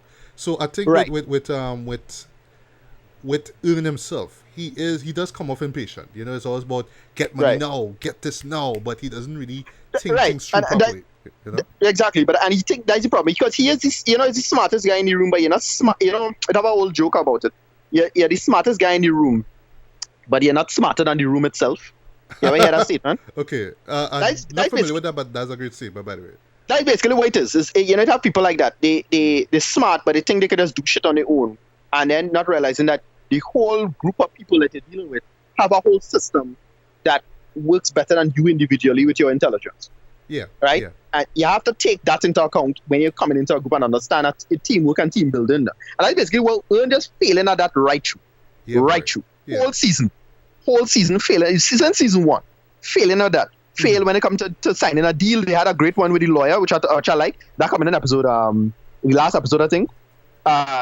It comes back in full circle, and then they just have him just totally fail in this episode because now he loses laptop. Shit get pushed up. The girl, total mental patient meltdown and cut up thing. The girl could get when she pushed. I forget who got pushed downstairs and he grabbed the girl. That's with Tracy. Tracy injured the girl. I think so. Yeah. And it just caused all these problems and these issues there. Yeah. So, and also before I forget, Vanessa kind of leave in because it's like pretty much you're doing nothing. You just kind of fucking up. It's like, oh, okay, well, bye. But you can still come through every once in a while because we still have a daughter, right? So whatever. So the next episode is Fubu, and episode that one kind of caught me completely off guard because it's a flashback episode. You see Earn and People Boy when they were kids in middle school. Right, and this episode, So this episode, in retrospect, it foreshadows events that occur in the final episode, episode 11 of the season. And what it does quite well is basically you get to see a very important moment in Earn's life, right? With this episode, something happens to someone, and it's in the context of something that was relatively trivial, and you're not sure how it had to play out in his head because it really felt like luck, and he's not sure what went down, but it wasn't really luck in that sense. And what basically the episode was that he got a Fubu shirt, and a big deal about things. And I remember this when I was in Form 2 and Form 3, which was roughly the same age, which is if you're wearing fakes. Yes. I remember that, and especially right. I know shirts that were in. Yeah. Right. Now, personally, I never got too caught up in it. I just used to wear what I wear and then give a fuck. But well done. I know a lot of people who did give a fuck, and it was so I understood the working culture of it, and you could understand that psychology of, hey boy, you needed this Jordan and you need this and that and so on. So I remember when it was how old I was 12 or 11. I remember my friend made the biggest fucking deal about the Jordan 97 coming out. Right. That was so huge to him. Jordan 97, and he said, boy, this girl in school, she had Jordan 97, and Jordan 97, and Jordan 97, and he couldn't shut the fuck up about the Jordan 97. And I was like, okay, cool. And I just wear my shitty little, it is not Reebok, but I forget what it was. Not Jansport. Jansport, I forget what it was. Jansport. No, Jansport, no, it had the shoes. It had the shoes. Trojan was the shoes I used to wear. Oh my god, I never had one, but I know it was big back in the days, Yeah, but it was like the shitty rip-off sneakers, but it was a decent sneakers that was comfortable enough for parents, for father to buy for me. Right. And then I stopped wearing shoes. I started wearing that straight up normal black shoes for school anyway now, because that was the easiest thing. But yeah, people used to make a big deal out of that shit. And so I understood the mindset. You couldn't shut the fuck up about the latest this and the latest that. And this was occurring in the early 2000s, so Fubu was the biggest deal. So his mother bought a Fubu, which was most likely a rip-off because it was super cheap. And they were saying, all right, you and this other guy wearing the same Fubu shirt. And the joke was, all right, well, what all you had to be fake? It had to be fake. Yeah. Fake this, fake that. And well, a big part of rip-off films was you used to actually mash up in terms of quality. If you used to have a tear or something in terms of stitching, that was the whole thing. And well, if you know in retrospect, a lot of the big companies, especially Sean P. Diddy Combs, such as Sean John, used to sell his own rip-offs. They used to do that. They used to sell their own fakes. So they used to make money off their fakes too. Which make up a lot of sense because like, why would you get away with fakes for so long without somebody suing you? Like, they're making money off the fakes. And basically they made the whole episode about him trying to figure out whether or not he faking or not. Just all the usual bullshit of Gil sending you letters, who like you in school. If you're into this, the girl didn't like him. He liked this girl, but he didn't like the other girl back. And them jumping on the back about it. I think he wearing a fake shirt. Then the whole episode goes out. But then Paperboy comes to the rescue when they had this guy who was trying to fake out. He's trying to test whether or not it's a real shit. This guy apparently could tell, and he used to trust this guy's opinion. Yeah. And then Paperboy comes in and calls him out and kind of bullshits the guy, and then says, "No, Earn has the real shit." And he was just to protect his cousin and protect the cousin's ego. And the same kids now dog out the other guy completely. And then the end of the episode ends with this really fucked up thing where the same guy who has the other shirt apparently commits suicide. Yeah. And that was it. And Earn now, like, think he get away from that. And the episode ends with that. It was when I think about it, how fucked up that was. Mm-hmm. And in this middle school, now it's like, wait, this boy, you're not sure what emotional state he is. Like, you're just dogging him out for something that is very trivial and not an issue. And again, suicide is not something that you really talk about in the black community in particular, especially at that time. And somebody committed suicide because of this thing, but you're not sure where he was. He was emotionally on the edge when you find out that I think his parents broke up at the time, and you learn all this bullshit. That is what happened. Right, and you only learn all that bullshit after the fact. And that shit was like all he had kind of thing. You know, it's little things that episode totally worked emotionally. And they cut to you see Paperboy's mom. I say, look, you had to stick together. And so that flashes back to the early episode where you see Paperboy's mom in the episode from before, right? Yeah. So you say, okay, you're not sure what happened to Paperboy's mom. You're not sure how she died. You know she died. And you have to reference that going back forward. Yeah, the episode is totally appropriate for what they're talking about because basically the episode is, all right, so Paperboy has to go to a concert, but he's going to Europe for the concert. And basically, that's the whole episode of them planning. They have to move out. They have a lot of moving material because they're basically going to tour Europe for a while. And Paperboy's like, well, his song is incredibly popular, so it's him having to do his stuff. And Earn's put himself now in another situation of him having to plan shit out for other people. And it's just the whole episode of just people fucking around. People fucking around, Daryl fucking around, taking too long. You're not sure when the movers come in. They have to pay the movers extra. The movers want to take a break and have lunch, but they have no time for that bullshit. Earn just scrambling as the manager. And because he on the edge, because of what Paperboy told him, and you're not sure if Paperboy going to fire him or when, you just have to say, well, this is kind of last chance.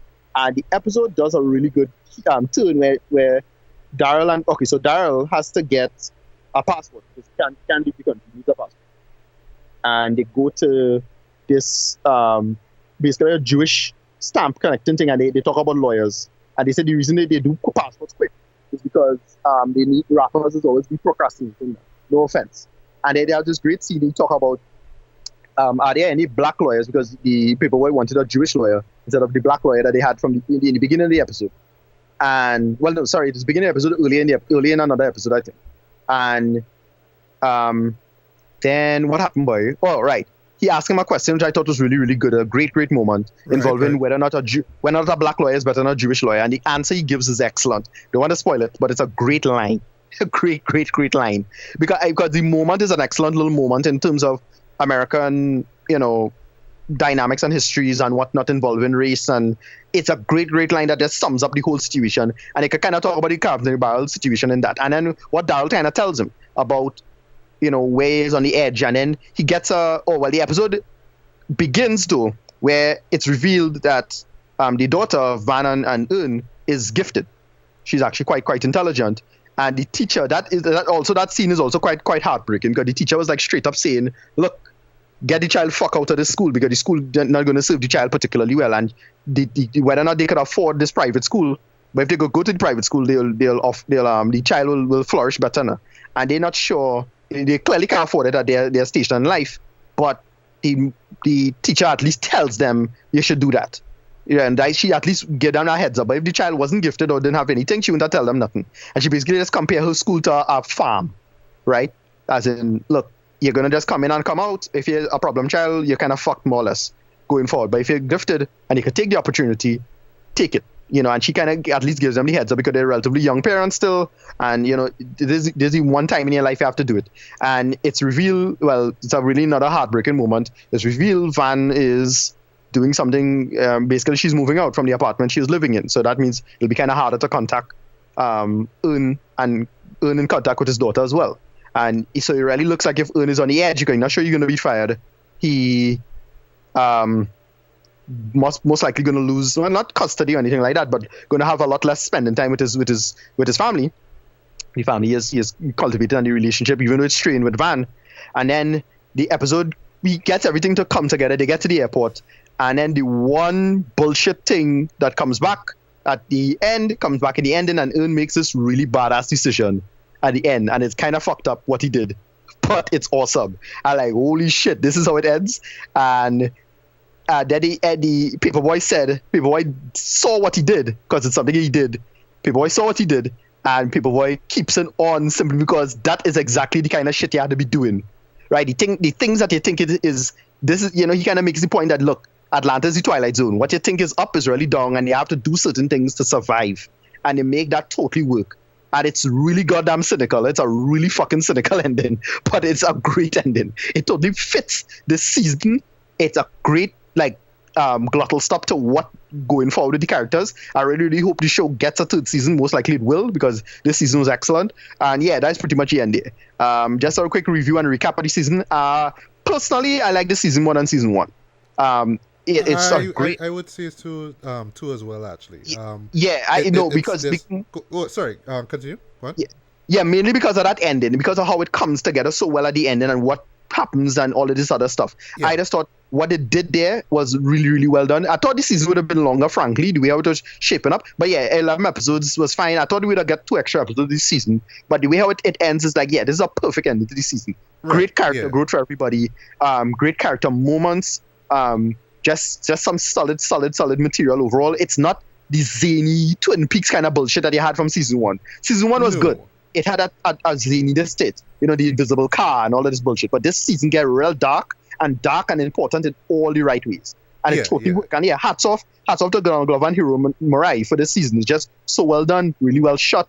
It's shot better than season 1 in my opinion, because it really feels much more workably cinematic. Again, I don't know if I noticed it after looking back, but it looks, the use of grain and the use of some cinematic techniques just worked better overall.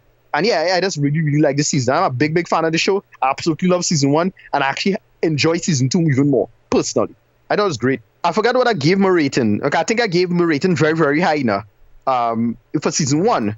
But for season 2, yeah, I'll have to give this one a next to 10, almost perfect score. Okay.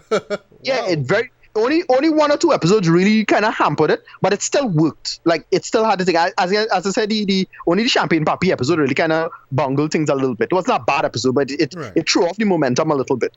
That was about it. Everything else was perfect for me. I thought episode served a purpose. Everything worked in terms of character moment, and then they really say Robin season. Yeah, Robin season. They make it work. It was totally a loveless episode. The little highlights of the season. The Michael Vick funny point. Yeah, I thought that was a great moment in that episode. Bibi's character, I love that. I love that episode because it had so much with his Thundercat and Flylo in it in terms of the music. Oh yes. And that totally fit the nature of the episode. Yep. What else? Of course, Teddy Perkins, excellent episode. Everything about that episode totally worked. Excellent. Right. And just the arcs of the characters, I just really, really enjoyed this season. So a great season. It didn't race bait or feel too over the top or anything like that. Everything felt grounded and workable. Again, it still lives in this weird kind of Twin Peaks parallel reality kind of thing, but it totally works in the context of the storyline. Yeah. Excellent show. Love the show. All right. Same here too, dude. I totally agree with you. This season 2 was great, even better than the first season. First season, you get introduced to Donald Glover's version of Atlanta, so no, it's not how Atlanta really is. but it feels authentic, even though they have these kind of Twin Peaks kind of moments. Yeah. It does have little weird stuff in between, but I mean that's all style and substance as well. But it doesn't take away from the core of the story, what it's really about. Just about normal everyday people, living life and trying to get by. You know what I mean? But just the stuff that they go through and their flaws getting in the way, and that's what I love about this show. Right, and it really feels the type of show that it's millennials coming into their own, especially with the aspect of race involved, because it doesn't feel like a show like a Girls or even something like Insecure, where there's more general aspects of it. I mean, Girls is a show that I didn't give a chance, and I gave a chance later, and I ended up enjoying a lot more than I expected. All right, but I haven't even started watching Girls yet. Right, that's kind of a working comparison. I don't want to make a race thing out of it, but that's the working context, obviously. But yeah, this really makes the millennial struggle, what the millennials have to go through in terms of emotions. It's not the same thing. It's not the same as the Gen X generation. You really get to see, well, Donald Glover is at that age where this is where millennials really coming into their own in terms of understanding the world. They're in the early 30s. That workable struggle, and again, especially post-financial crisis. So how to make money, how to make sense of the world, what the new struggles are, the advent of the internet and how that affects things. And everything comes together so well in this. It's very, very well written in that sense. Of course, And as you mentioned that, yes, the writing is strong throughout, though. I love the characterization. I love the performances. I mean, Donald Glover kills it, as usual. Zazie Beetz, that guy, I keep forgetting his name, who plays Paperboy. Yeah, everybody does. Everybody does a fantastic job. I mean, Lakeith Stanfield. I mean, I was gonna say the music choices are on point. It does feel like real sudden hip hop kind of shit. What else? But just the themes of it, just the stuff that the characters go through. It's very dark, but it's very relatable as well. You do feel for these characters, in some way, shape, or form. This is a huge step up from the first season. I would say that much. Just off of that one episode alone, Teddy Perkins, which, like I say, is just one of the greatest moments in TV history. I like that and I would say, it also kind of expands the world of Atlanta. You really do get to see more of it. You do get to see more interactions with different characters, and just this world that feels real, but it's kind of a fabrication, but it's real. It's right. It what it does very well is just working surrealism of things. It's like, all right, the world itself, like just the zaniness of how people just think, like the BBB episode, the character with the barber. It have a lot of people just think like that. A lot of people operate like that. It's kind of a lackadaisical, waste your time kind of behavior, but they have a really good talent and they serve the world really, really well. Yeah. So that's why nothing about it. It's zany, but it still has a I don't know what to call it. I use a big word called verisimilitude, where it's fantasy, but it has... we all know that word. Right, but it's fantasy, but what it is tapping into your psyche. Yeah. Not really a real... Obviously, it's not real, but it feels real. That aspect to the situation. And it works in that sense. And so self-aware that I mean, of course, there's not a real invisible card, but you understand why it's there. You know what I mean? It's like that. It's something that not many people could do, but fortunately, Donald Glover, his team can pull it off, and they have done it here. I can't wait to see what they do with season 3. I just hope that Donald just keeps on just getting better in terms of writing and just storytelling and acting as well too. I mean, to me, he could do no wrong in my eyes, but I just want season 3 to be even better than this one here. So sky's the limit here, but I don't want it to go to the point that we have like 8 seasons, or God forbid we do like a David Lynch. I don't know how, and then we I don't know how long a show like later, this, and then we get the next season. You know what I mean? No, right. I don't know how long a show like this could go on, but again, stuff like Girls didn't go on that long. Like stuff, to me, things like 3-4 seasons at most is what you could do. Like, you just have to tell a story and a slice of life. You don't have to go on forever, and then at the end, then you'll do some time skip and say, oh, well, this is what Donald Glover turned out to be, this character. This is what Earn and Paperboy doing now, or whatever it is in the future. Maybe or maybe not. I'm not sure. Shows like this don't need to go on more than 4 seasons, in my opinion, frankly. If they tell me 3 seasons, and I'll be happy with something like that, because I want a good, solid story and an arc. I hate this going on forever bullshit. I agree with you too. At some point, we had to stop, man. But for me, this gets a strong 4 to 5. one of the best shows of the year, hands down. Just offer that one episode alone, but don't just go in expecting that Teddy Perkins is going to be the only good thing about this season. You know, there's so much more moments, so much more emotional moments, so much gut punches as well. But you still have that slice of life humor as well. You have that, you know, that African American style of humor as well, and just great storytelling and direction and acting and just everything overall. So yeah, close to perfect for me. Not a 10 out of 10 for me at the moment, but you know, I just want this show to just get better and better. So yeah, I can't wait to see what happens next in ATL, man. Right. All right. So last but not least, speaking of Zazie Beats, now you have to talk about Deadpool Dos. So I'll just jump in, right? So Deadpool for me back in 2016. We covered it in one of our early episodes in season 1, I think it was. Yeah, we enjoyed the film for what it was. Eventually, for me, it would grow to be one of my favorite movies. But I'll have to admit, like, I'm not the type of person that would put this, you know, as a top 10 movie or like top tier kind of stuff. It came out at a time where superhero films started to get more predictable and, you know, it's just more saturated. It's like, yeah, we know. Big threat comes down to earth and hero who we don't really know comes to save the day, as though we've seen this shit hundreds of times, right? And Deadpool was a movie that come and say, hey, let me just do something a little bit different, while at the same time proving to studios that, hey, we can still do R-rated superhero movies, folks. Come on. Like Blade Trinity wasn't the end all of everything. Let's do something new. And then Deadpool came and just changed the game right there. I love the risk that they took with this film. They brought it out on Valentine's Day weekend, which is like the last place you would want to put out a superhero movie, and it just made a shit ton of money since then. It made it to my top 10 list for sure. I'm not sure, I can't remember if it made it to yours, but it just really did change the game. It is a true game changer. Yeah, it's a movie I really, really liked. I didn't love, but I really, really enjoyed it for what it did. I was really not expecting this to be so well fleshed out and well told in a big movie, in a big budget movie. And most importantly, live up to everything that they say is going to be. Raunchy, yes. Brutal, yes. Violent, yes. Crass, yes. Funny, everything. And then, well, congrats to Ryan Reynolds. I mean, the man just fit this like a glove now. I mean, it's on par with Robert Downey Jr. as Iron Man, as Tony Stark, right? Or we call him Hugh Jackman as Wolverine, right? Yeah. You know, this is the person. You can't see anybody else. Well, I'll go as far as saying Chris Evans and Steve Rogers, right? Yes. You can't imagine anybody else doing the role at this point. Ryan Reynolds was perfect for it. You know, he really take L's throughout his career going up. And he references this so many times in these movies. And I can't be mad at that. And the first Deadpool was excellent. I mean, all the jokes were. But what I remember not being a big fan of is that, look, meta humor is something that really has a short shelf life.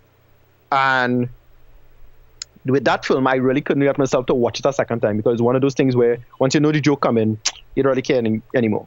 It's just like, I remember when he said, you know, you ass clowns, whatever it is, like, haha, you know. Right. But I still even almost every joke is like that. Once you see it once, it's not a joke you could watch back and laugh at a second time. I thought it was clever. It's like, all right, it's more like, hey, clever, right? Oh yeah, right, they did. That's proper meta humor, right? Yeah, you're right. You're totally right. And for me, like I said, like, I will not go out of my way to say that this is one of the greatest movies ever made. No. For what it is and for what it's set out to do and how it succeeded, yeah, that's why I say it's a great movie. But there's no way like this big masterpiece, you know, like it's not Captain America: The Winter Soldier, you know what I mean? But but it's still, you know, a damn entertaining film, right? Oh yeah, it does, because another thing is that the villain was a little paper thin, so you didn't really care all that much for that. I did like the fact that, well, the actor that they chose, Rubber, he was in the Transporter Refuel, which was just so laughably bad. Sorry, laughably bad. Sorry, Rubber. Both of us, we saw it on my birthday, and I was just laughing at how bad it was. I was incredibly annoyed at my god, that's at your choice. That boat siege, and oh my god, that's hilarious. But yeah, but him being a villain, I thought worked. You know, he was just that snarky, evil British villain. You know, real cookie cutter villain, but it worked, right? But you know, most importantly, what happened at the very end was that post-credit scene, because the audience was expecting that, but then he did the Ferris Bueller's Day Off spoof, where it's like, what are you guys still doing here? Oh, you were expecting a bonus scene? No, go home. And then it's like, oh wait, we're gonna have a sequel and Cable's gonna be in it. But he was saying at the time we have to cast somebody, since it could either Mel Gibson or Dolph Lundgren, somebody, right?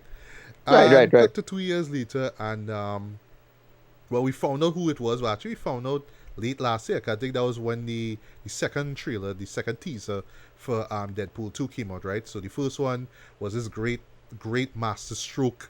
Yes, masterstroke. I said that.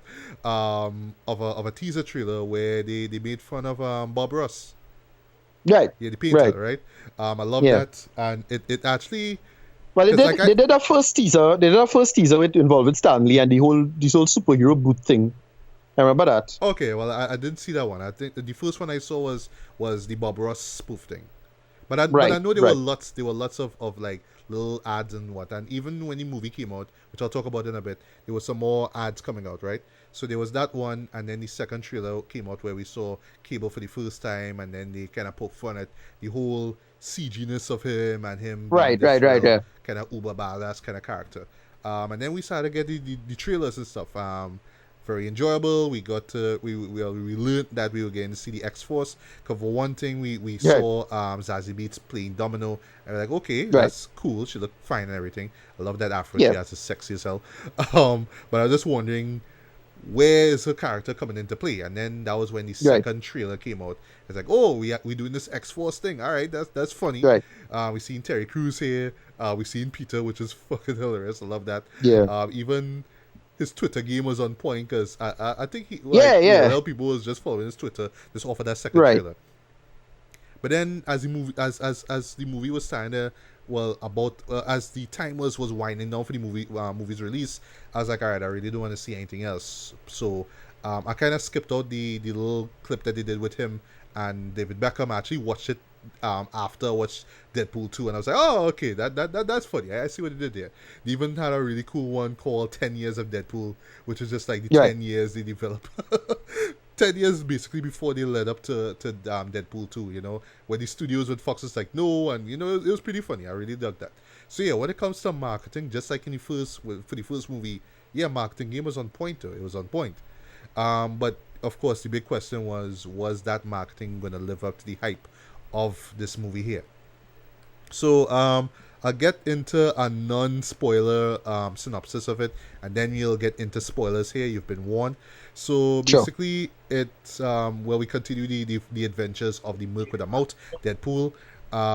So while he's doing his business, you know, taking down bad guys, chopping off heads, you know, busting shots into men and whatnot, he still has his relationship with his girlfriend Vanessa, played by the exquisitely attractive Marina Baccarin. But then something bad happens to her, and then he's kind of compelled now to be like, all right, now I really feel the need to work with a team, to work with somebody else. So he takes up Colossus's offer from the first one, which was like, yeah, I want to be an X-Man now. And, you know, he joins it, right? So now he's a trainee with the X-Men. So he's tagging along with Colossus and Negasonic Teenage Warhead. She comes back, and it's, as far as developing a character goes, is like, well, she have a girlfriend now. This really cute Asian girl. Yeah, I forget the character from the comic name. Is that character in the comic? I forget the character. I forget. Some Yukio or something like that. I think that's her name. Yukio, but is a character in the comic? Okay, right. Yeah, but I really forget it is. Yeah. So he's with the group now, and then they call to pretty much bring down, well, we want to call it like a mutant version of a high school shooting, basically. So it's this this mutant kid, this kind of pudgy kid, and he calls himself Fire Fist. So yes, he has flames that comes out of the fist. He has these pyrotechnic abilities, basically. And then it's established that, you know, well, where he was at, it was this kind of it's something similar to the Xavier School for Gifted. Right. Is the SX? I think it's the SX school. That is Mr. Sinister. Oh, right. Which he hinted at the end of that last X-Men movie, which I kind of yeah. Right. So, and we learned that he was treated like he was tortured there, you know, because he has powers now. So he was just kind of rebelling. He was just kind of taking it out on, you know, the people who work there. And then one thing we see next, and Deadpool and him are taken into this special prison, which you call the Icebox. So it's a special prison for mutants and whatnot. And then while all this is going on, we are introduced to Cable, played by Josh Brolin, who's having a hell of a time this year. I mean, Infinity War, then Deadpool 2, and then later on he's going to be in Sicario 2. So, wow. 3 movies in, bro. Right. He's in Soldado, right. Right? So he comes from the, he is this, just like in the comics and from the X-Men TV show and whatnot, he is a soldier from the future. His family was killed. And apparently the source of, the cause of that, of his family being killed was that kid. So that kid grew up to eventually kill Cable's family. So he's like, no, I have this time traveling device. I'm going to use this to go back to the past. And I'm going to kill this kid. So Deadpool, kind of finds out about that. So now he has to do what he can to pretty much save this kid. And of course, he just relies on his own X-Men. Cause just like, well, you know what? Well, Colossus kicked me out because of the shenanigans that happened with me trying to apprehend Fire Fist. So I had to form my own group. I had to form the X-Force because we got to be politically correct now. You know what I mean? We can't be X-Men anymore. I mean, it's 2018, right? And that's all I'll say in terms of synopsis. But Ricardo, what you thought about Deadpool 2 in general? I enjoyed it, but I didn't like it anywhere near as much as the first one. Right. Don't hate it. It's still pretty funny. In fact, in some ways, it's a little more inside baseball than the first one. Less accessible, I'll admit, but still works. A lot of it still works. I was still. I'll put it like this. The plot was so thin, it just relied entirely on the meta humor. And this is the problem. The problem in meta humor is that not only is it that individual jokes in meta humor has a short shelf life, but meta humor itself has a short shelf life. Because it's a style of humor that is like invite you having to ramp things up and make things more edgy and more cutting edge. Yeah. And they really didn't do that in this. So I didn't hate it by any stretch of imagination, and I had a lot of fun with this. It had a lot of genuinely great jokes, but a lot of it just kind of fell flat. I mean, I'll put it like this. I mean, it's just that it just had to up the ante in terms of the jokes, and they didn't really do that here. But there were a lot of genuinely funny moments. So I don't know. It's good, but then when they do some of the jokes really, really well, it's like, all right, well, this gets some points for that.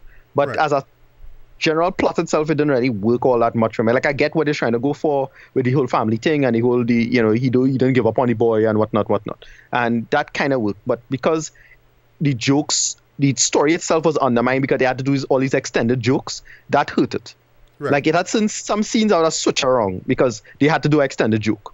And that was kind of a problem for me. Yeah. And it's a lot of humor went too long. I had to drop a lot of that.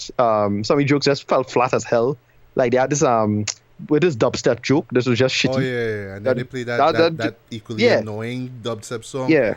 Right, that didn't work. The song's so dated, I can't remember the name of it. That's the thing, but the whole dubstep premise dated. Like, the idea of applying dubstep to this, like, I get it why you're making fun of dubstep, but dubstep's so old now, it's like, whatever. Yeah, and then they had the audacity to have the joke again.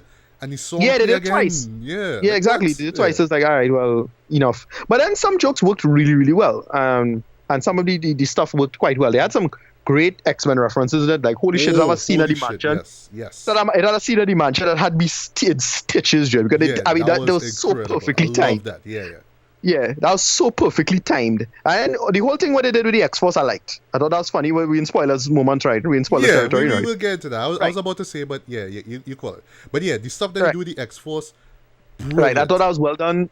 You saw it coming a mile away.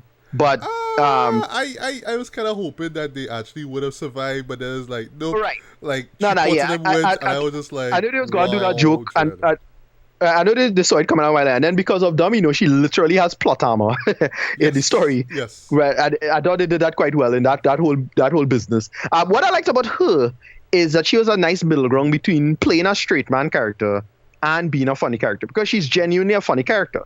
Right, it's not like she's a straight deadliest person, but she's still mean business, but she's not over the top meta humor like Deadpool. Right, and that's why this guy. Yeah.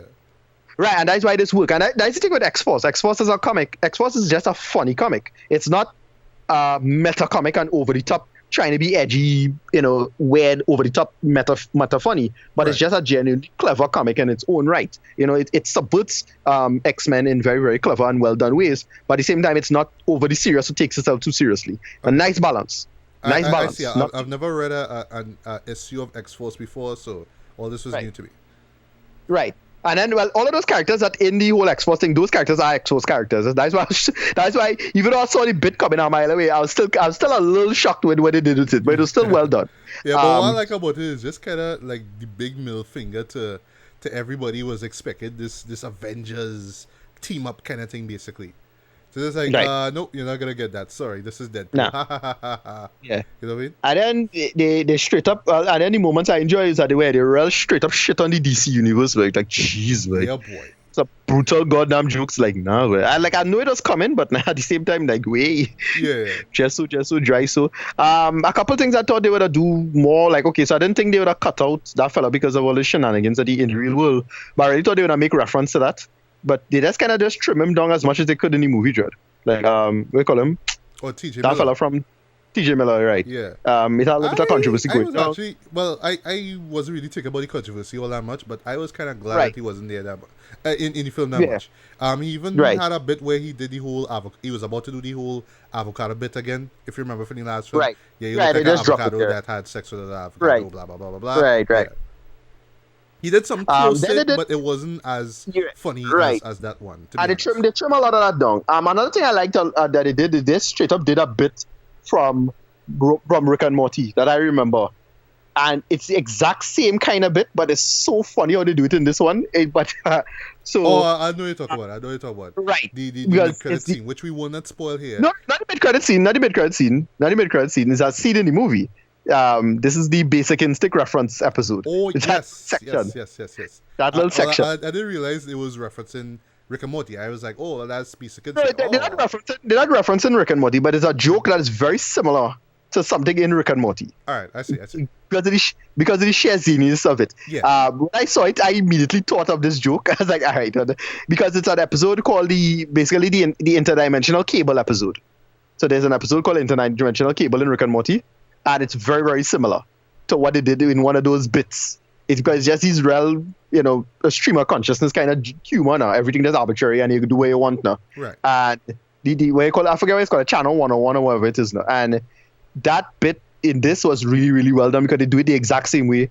It's very similar in terms of like the visual gag involved now. And then they do a whole Basic Instinct bit as well, which I swear, I don't know if our cinema cut it. But that cut way too fast for me to think it was a funny bit because I thought they would do the whole thing now. Yeah. But I think it's intentional, that cut. Right. Well, I think that was how it was in the film itself, right? But anyway. Right. But to make it work, a funny scene, it works in the whole thing, and then everything kind of comes together. The action itself was kind of meh, nothing special. The whole stuff with Domino and what she was doing was kind of cool, but again, nothing special. Just okay action sequences. Yeah. And that's about it. I mean, it didn't do all that it should have done. It subvert more the material. Yes, it's more clever in some ways. Like if you know where to look and if you know how to dig deep in terms of X-Men lore, Deadpool lore, and being a super Deadpool fan, which I'm not, but I knew what to look for. It's better in some ways. Like some people find it's better than the first one, but this was just too inaccessible and too inside baseball for me to enjoy, frankly. And even though I'm aware of it being inside baseball, I don't appreciate inside baseball all that much. Right? Some people like to be inside baseball and like, oh, well, I know this joke and you do get it. Like, people have that tribalism and that territorialism to the humor. Right. I don't have it. And I just felt like, well, you just have this joke going on too long and it's not that funny to me anyway because it's entirely dependent on being inside baseball. And I don't like that, frankly. Whatever. Yeah. All right. Well, for me, this was like, Ryan Reynolds and his team trying to capture lightning again in that bottle. Right. And they didn't get through. They actually failed at it, right? Because, like I said, the first one, just surprised many people. People didn't expect it to be that good now.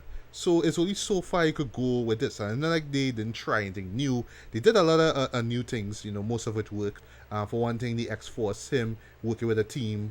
Secondly, the inclusion of Domino, who I thought was great. I love her moments on film.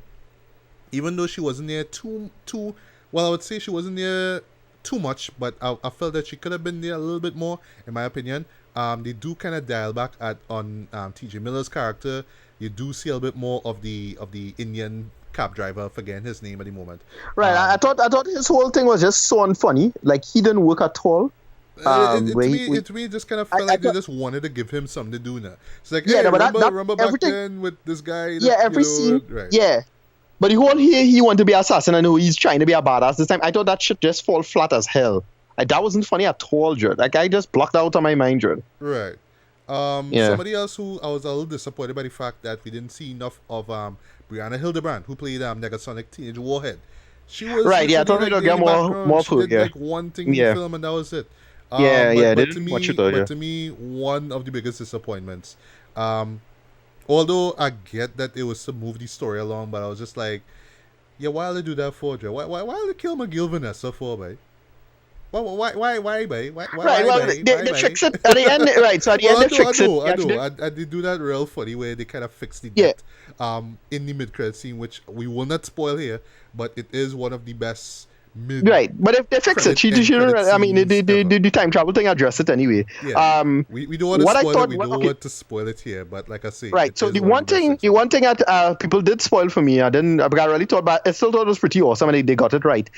So in the first Deadpool, they finally got Colossus right in a movie, and like, right, cool, because I remember Colossus in the old X-Men movies, and that was like some bullshit, just a guy who just. So they fucked up. It was some white American dude who was some guy. Yeah, just a guy. They just have him glowing metal and look like shit. Yeah, I'm like, all right, Bryan Singer, you fucked this up. Although I love X2, but that Colossus didn't work. Yeah, failure Colossus. And they got Colossus right, and then in this movie they got Juggernaut right. Like, holy shit, Juggernaut is in this movie. A huge twist, in my opinion. Yeah, big reveal. We great got to see reveal. the Juggernaut boy, and I was like, well, great. Okay. Yeah. Okay. Juggernaut is a goddamn cool character. Easily one of the best Marvel characters, in my opinion. Of course, and I hated what they do with him in the Last Stand. Yeah, X3 was total nonsense. Vinny James? Yeah. I mean, I love him in Snatch Shred, but not... Right. Not as Juggernaut. Yeah, it was terrible. No. And it was just a big guy who have muscles, and he where does he have more? They instead of doing the size thing, they have him as, well, he have momentum. Yeah. Like, fuck you, though. Like, no, it's more than momentum. It's just the guy huge. Juggernaut's supposed to be a big dude. Yeah. And they get it right. I love what they did with Juggernaut to this. It's also like the fact that he didn't take away from the majority of the film. Like, it's not about Juggernaut. It's not about his side characters. It's really about Deadpool's journey. And for the most part, I do like what they do here, what they did with his character arc. I did feel like the set pieces themselves, like for example, the intro, right? Like, we have this montage of him going to different countries and just killing off gangsters, right? And it looked cool in the trailer, and I felt that they would have expanded on it within the actual story itself. But to have it put together in that montage was like, okay, so all of this was just to show one guy that you're trying to get, and yeah, that one guy kind of led to what happened to Vanessa, unfortunately. But like, when you think about it, was there a need to show Deadpool in Hong Kong killing these guys, in Tokyo killing these guys, in Biloxi killing these guys? It just kind of felt like fluff, you know what I mean? Like, we just had a real badass intro, let's do this. Right. Which is funny because when you actually get the title credits, which I praise because I love the title credits sequence. Right, just James Bond, the James Bond parody, and just having that Celine Dion song in the background. Brilliant. Stroke of genius, right? And yeah, I mean, the video for the Celine Dion song, I forget the name of it, was great, by the way. But I was wondering where this song is going to tie into the actual movie. And then what happens with Vanessa, and then they jump in these songs, like, oh, now it makes sense. And then having that intro was just genius, in my opinion. But yeah, just the build-up to it made no sense. It could have been a lot a lot simpler, in my opinion. And this to me was like the biggest problem of the whole of this movie here. It's like, yes, the first one was simple, it was straightforward. Yes, it was different in terms of how it told its story. Okay, you had your flashbacks to when he became Deadpool and when he first met Vanessa. So the narrative structure was a little unique, but you know, it worked, right? It was different, right? But then here, because they have a slightly bigger budget, they could do more. But with more, you get set pieces which I felt kind of were out of place. Like, they didn't really add up to anything. Like, okay, that's the problem. For one thing, too many. All right. Too many things service jokes more than the structure of the story, and I hated that. Yeah. Like for one thing, okay, the scene where we first meet Fire Fist, okay, that's cool, but the whole extended sequence with them in jail, like, and I was thinking, okay, this is going to make like up to like the middle point of the second act, and then probably lead on to something else, but it just kind of happened, and then like 10 minutes later they're free, and now we're gonna get to the X-Force joke, and then the X-Force thing happened, Right. and then we have to get to this next scene, and then this next thing happens. So these scenes themselves, the way how they're structured, didn't really like add up. It's just like, well, Yeah. we need to get from point A to point C quick. So what are you gonna use for point B? I don't know. How about a jail that? Right. Sorry. How about a jail for mutants that we'll just mention, but we never bring back up again? And Right. maybe we'll just bring in a cameo. We'll bring in a character that nobody expect. Maybe this is how Right. we bring in the Juggernaut. Okay, well, let's try that. Let's see how it works. And Right. it just kind of felt really out of place. Just a bunch of scenes strung together, but no Right. real thing tying them together.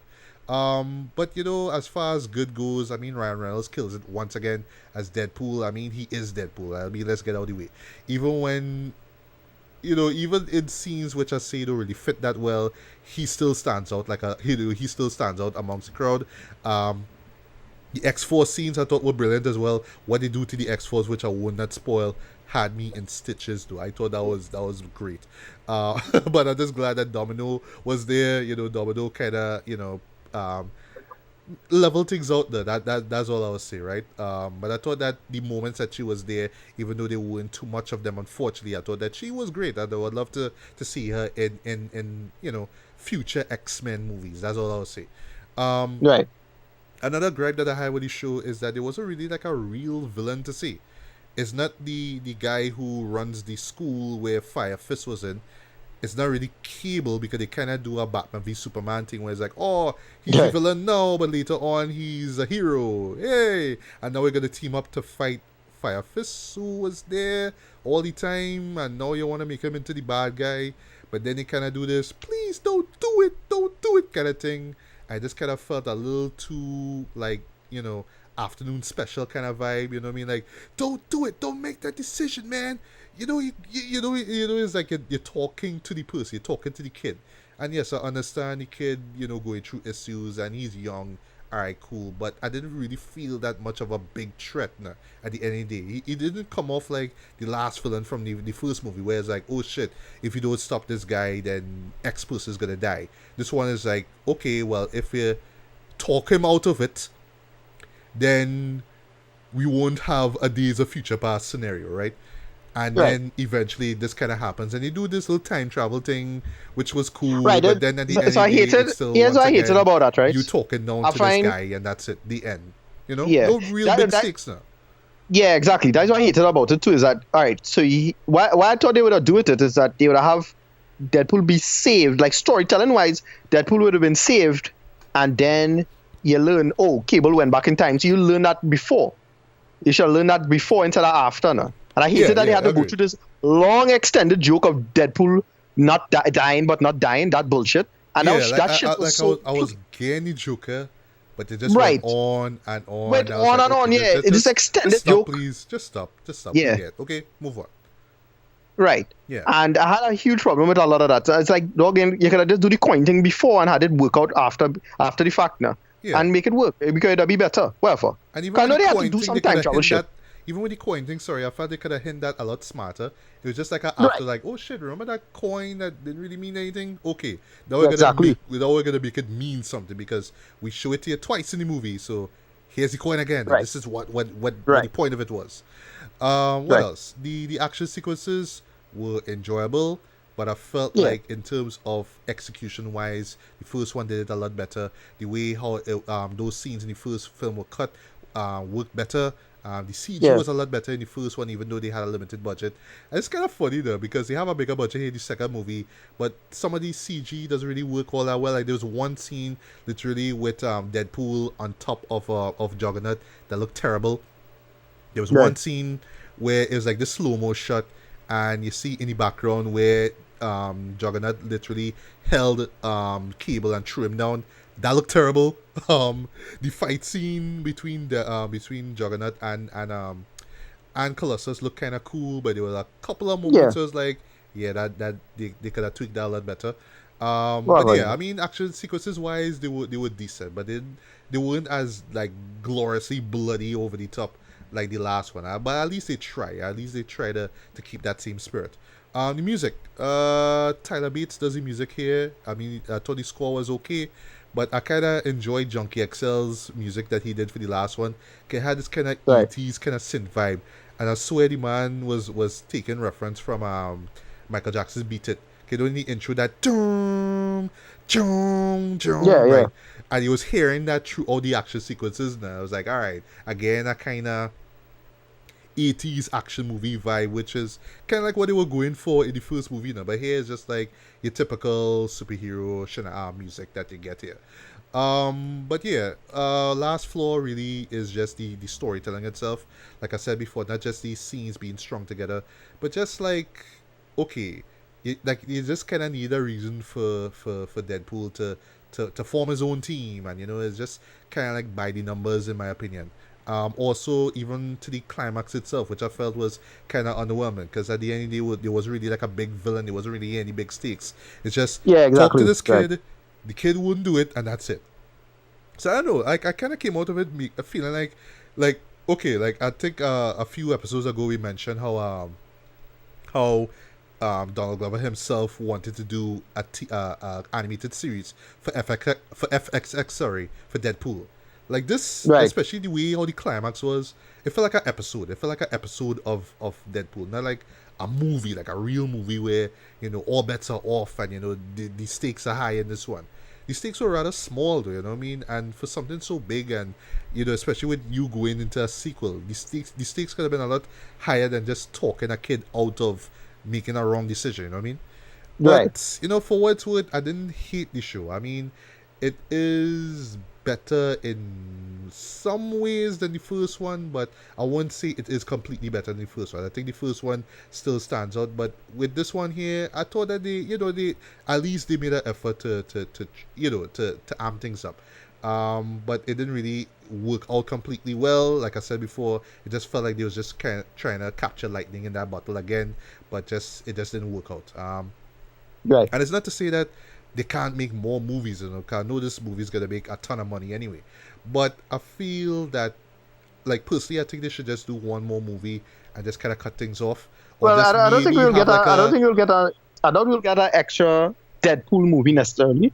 But I feel they'll yeah. do the X Force thing and then call that X Force as it is. For And, what and the that, last. actually, that actually could work, though. To be honest, that actually could work. Come to think of Right. it, what was I gonna say? But yeah, I mean, if they have a Deadpool 3, they could just stop it there. But as far as I'm concerned, the way how that mid-credit scene played out, that could be the end of Deadpool right there, and then you could have your spin-offs from there.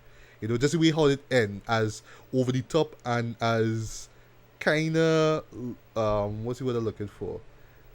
Like it kind of breaks up the logic of the film and the timeline and whatnot, but it doesn't matter. It's all for jokes, but that could just be the end of that Deadpool franchise right there. But you know how it Right. is. 20th Century Fox have a gold mine right now, so the last thing you want to do is just kind of end things right there. So they're gonna have more. But I do agree with you, Ricardo. They could do a X Force, like do a new X Force and bring back Domino, because I thought that she was like one of the best things in the movie anyway. And yeah, just move on from there. Have the further adventures of Negasonic, Teenage Warhead, and Colossus and whatnot. See more X-Men, and just continue the whole Deadpool brand of humor, but just with more characters.